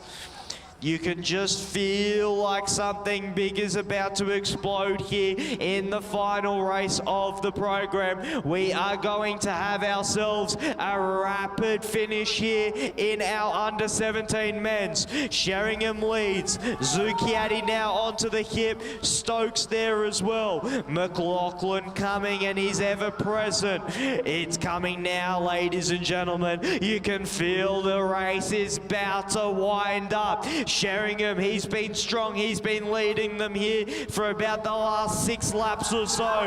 Now the moves come, ladies and gentlemen, and it's the rider on the gold bike, Joshua Moore. He kicks out early. Cooper Farr as well is there, but Luca Zucchiatti, he makes his charge to Josh Moore. They've got 1 lap to go, ladies and gentlemen. Moore leads them. Zucchiatti trying to deny him once again. Zucchiatti's coming, but look at the move from behind, ladies and gentlemen. Tyler Kunoff's coming at him. Tyler's gonna get it.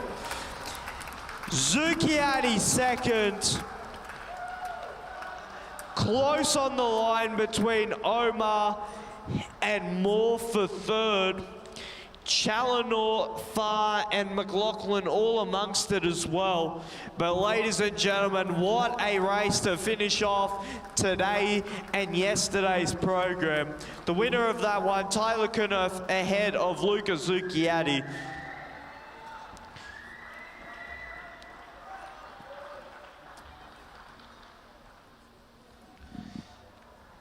Ladies and gentlemen, we will have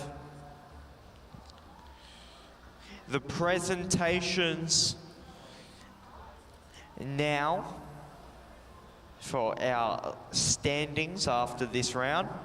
But for those of you traveling home, my name's been Andre Dubia. I wish you safe travels on your journey home and look forward to seeing you at an all-cycling event shortly. For those of you hanging around for our presentations, those will be commencing shortly in the infield. Neil has got our vouchers supplied. A huge thank you to him. He's been out here the entire weekend. So he'll be heading down there for our presentations.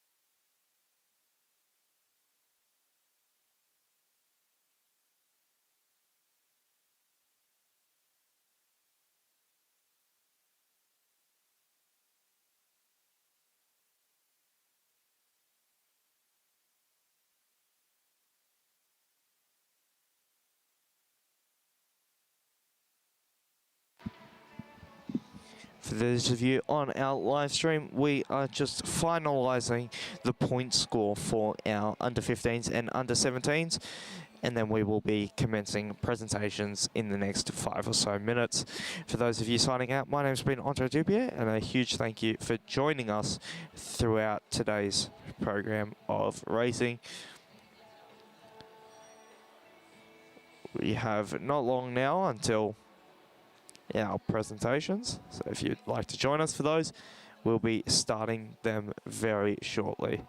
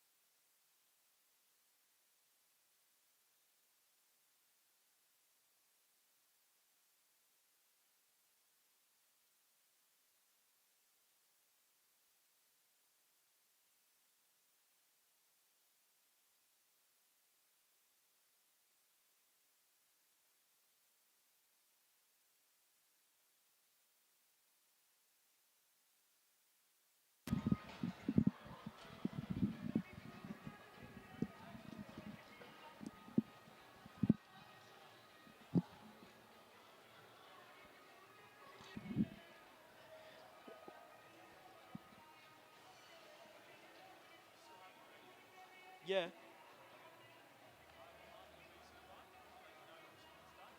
Yep.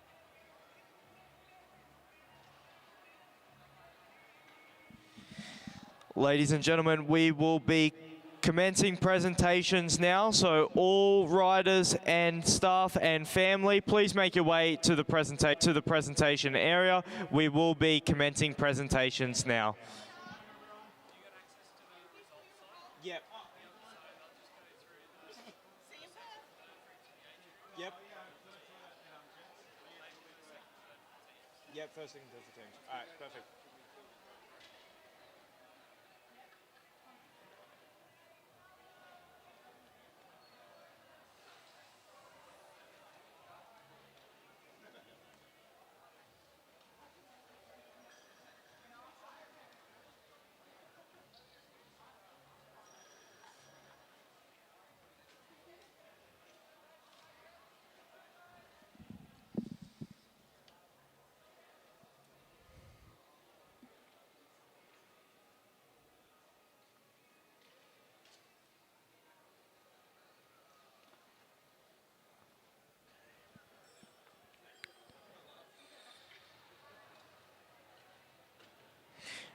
Ladies and gentlemen, I call to the podium our top three for our under-15s and under-17s, as well as our teams classifications. So all riders, please make your way to the presentation area, and we will be commencing presentations now.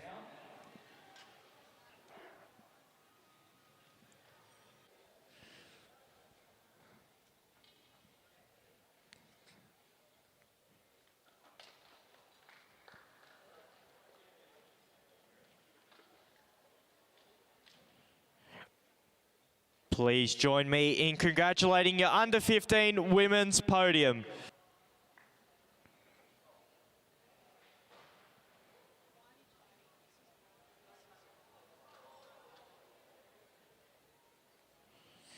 Ladies and gentlemen, please join me in congratulating your podium.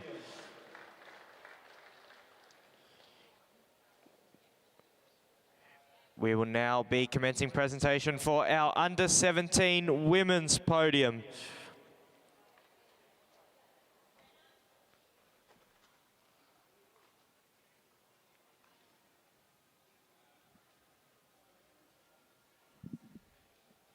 The presentation for our under-17 women's will now take place. In third position, representing the Shepparton Cycling Club, Isla Shaw.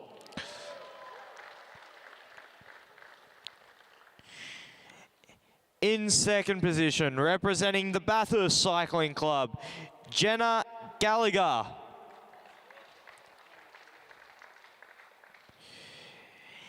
And in first position, representing the X-Speed Australia Cycling Club, Ava Gidget-Rogers.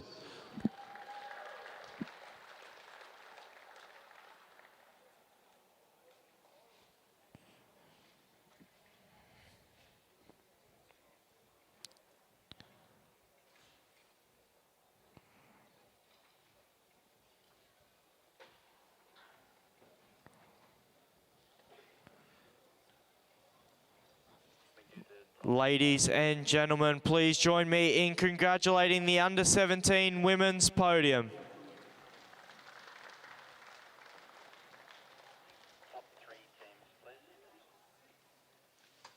Roger that. We will now be commencing presentation for our under-17 men.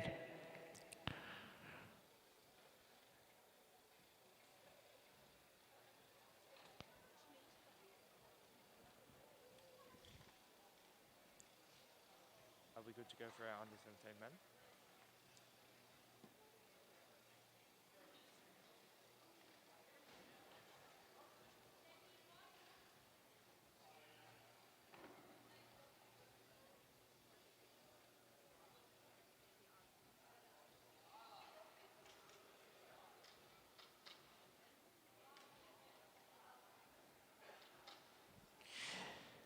The presentation for the under-17 men will now take place. In third position, representing the South Coast Cycling Club, Tyler Kenneth.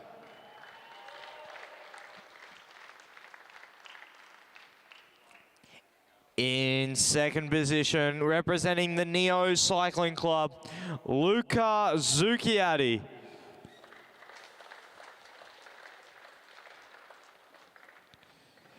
And in first position, representing the Randwick Botany Cycling Club, Ruben Shepherd.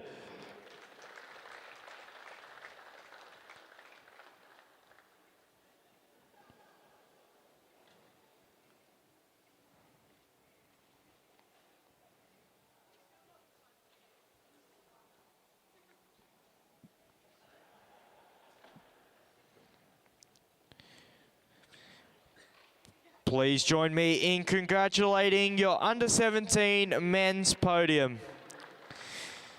We will now have our presentation for our top 3 teams over the course of the weekend.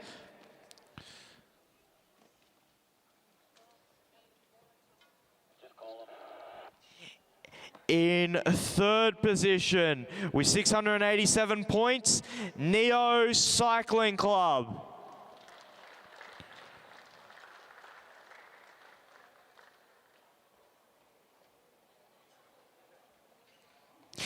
In second position with 788 points, South Coast Cycling Club.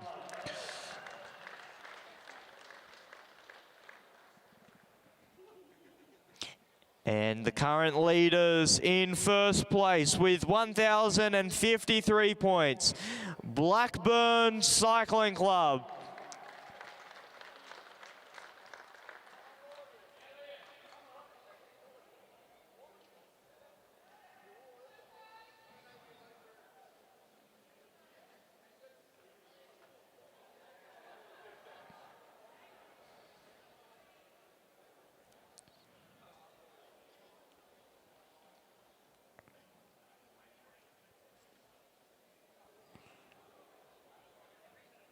Ladies and gentlemen, please join me in congratulating your top 3 teams.